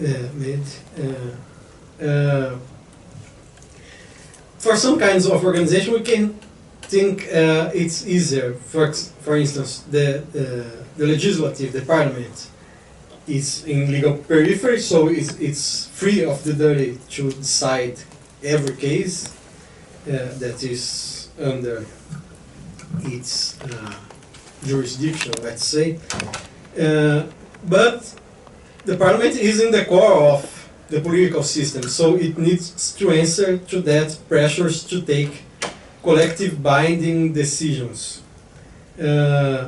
So it's free on the part of the law to take every kind of decision, to reform the law, but for the side of the political system, it has the problem of political interests and how to use the code of power, the game of government and opposition to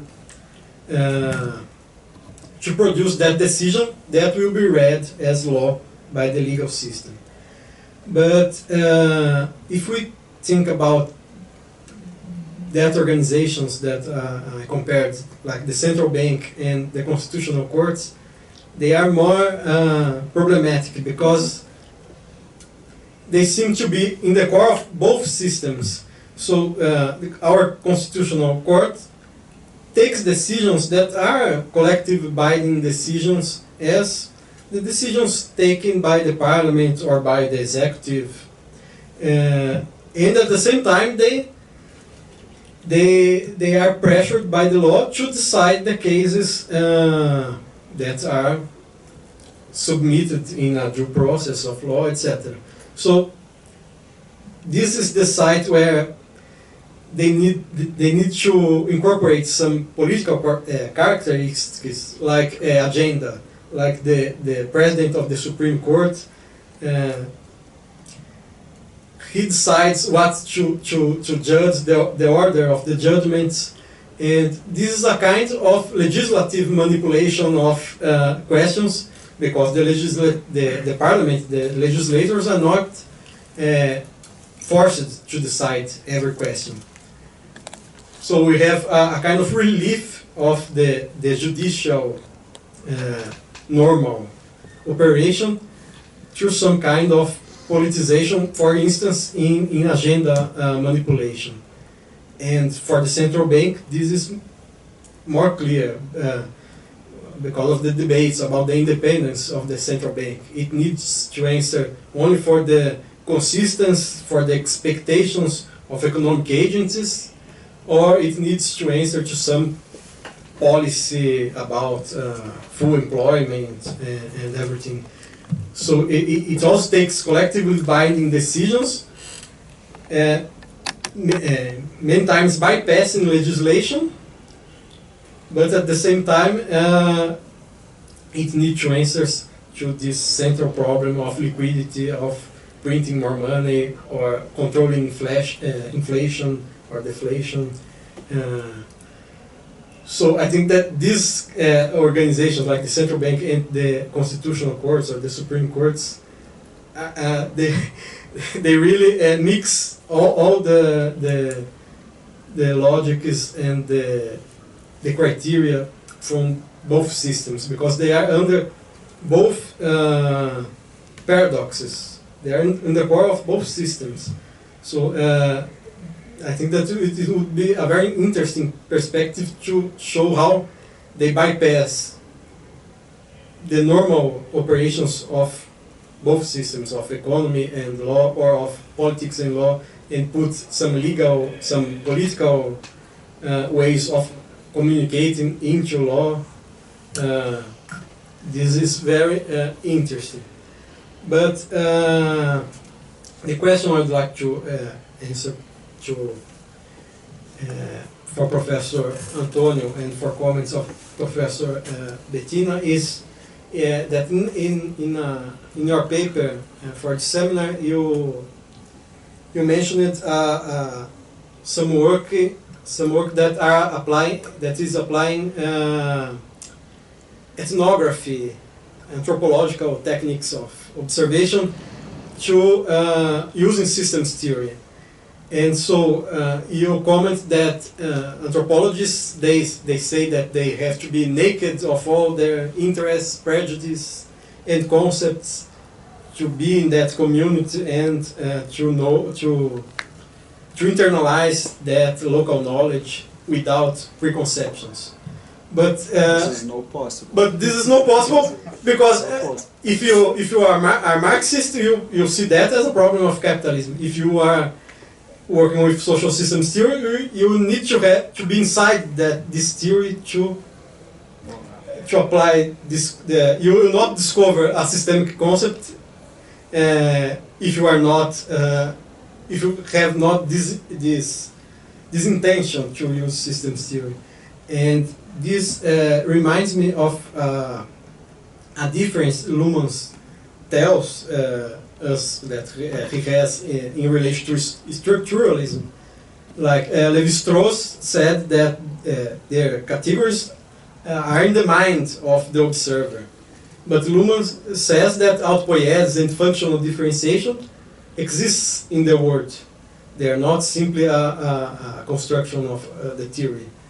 So how do you see this? To conduct empirical research, we have to have these systemic concepts in our minds, or we can simply find them in the world without a preconception of using social systems theory.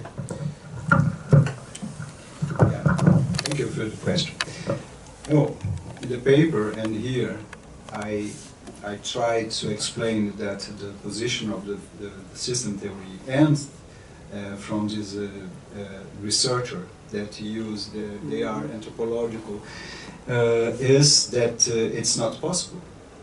You must to go to the field with preconceptions. This is clear. This is the position of this researcher. You must go because this is a criticism from Pierre Bourdieu. He discussed it very well about this. That is impossible. You go to the field with preconception, with theories, because you have learned that. It's impossible. So, and the thing is, they used the system theory from Luhmann to the orientation of this data that they collected in the field. That is the point. And this is all what, in some points, Luhmann, I think, that is my interpretation, and I read that in the books, that he tries to explain that. The things is the orientation. You must explain what are your concepts that you use. Include your position in the research. This is very important. You find that in different works from Luhmann. This is very, very important. No?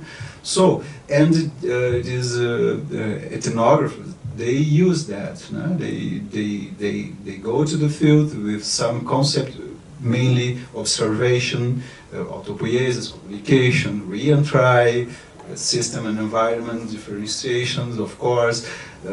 This is preconceptions, it's clear.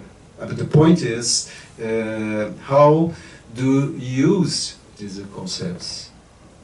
And, you use that to explain after collecting the data, to explain how is the connection or so. And so there is a difference. Luhmann explained in the Gesellschaft that you can analyze data that are already collected and try to make this material, this result, something different. That is a very important point. Or you can also collect the data, and so you'll be better prepared to collect. Okay, I know that I will use the system theory to analyze the data. It's different, but I think so. I have read that there are no so many research with empirical data. I think perhaps that analyze empirical data with the theory of Luhmann. I think perhaps since I don't know, to 29, perhaps 28, 6, and it's 9. I mean, research with observation, with ethnography, with interview, with questionnaire. That's the thing. Not about documents. And that's there are. Yeah. So.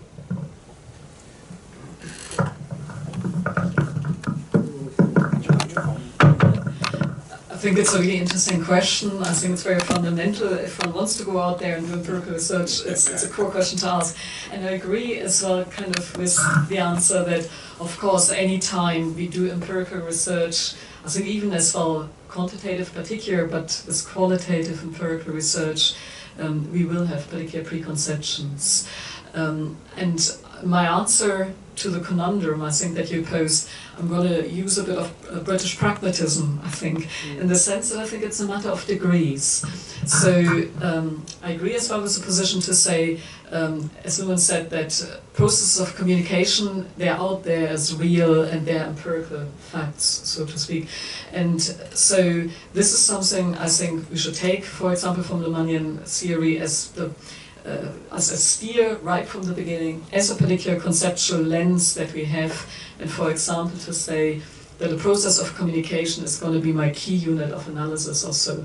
So my answer kind of would be to say that it would be good for empirical research and possible as well to reconcile with the aspiration of qualitative researchers to try to be true kind of to the worlds that they investigate, to use some of Luhmann's concepts, but to be light on how much to use and to avoid having a very elaborate conceptual, predefined conceptual framework from Luhmann. So that there are processes of communication, I think that's one of the things we should take, that there's a system and environment difference and so forth. But then I think it's a matter of really seeing, is this the relevant concept really to use? Like, am I, for example, in an empirical context where there is formal organization in the way I think Luhmann thinks about a sort of quite elaborate, formally distinct organizations as a distinct social subsystem. And there might be empirical context where there isn't organization, really. And for example, we can start off with the idea, yeah, there's binary coding, maybe in the legal system between legal and illegal, but to me it sort of conjures up the idea, in the context of environmental regulation, for example, the criminal environmental offense. The corporation has acted illegally according to criminal law, for example, or not, and hence legal makes sense as a distinction. But that shouldn't be automatically implied as always making sense. So in the context of water resource management, for example, I think it's more a matter of, is there, for example, in water scarcity situation, actual water scarcity or enough ecological flow. So all that stuff that one can do in nuancing the initial codes that we start off with, I think tells us that not necessarily to start off with legal or illegal, but to think what other ways of normative binary distinctions are actually being made here. So I think kind of there's a way of starting with some of Luhmann's concepts, but to be aware that not all of them should be the initial steer. And in terms of how we often then as well say inductively, we analyze qualitative data to use in situ codes, when we code qualitative empirical data, for example, to allow as well concepts to emerge from the data themselves. And they're not necessarily the same terminology perhaps as the full Luhmannian perspective.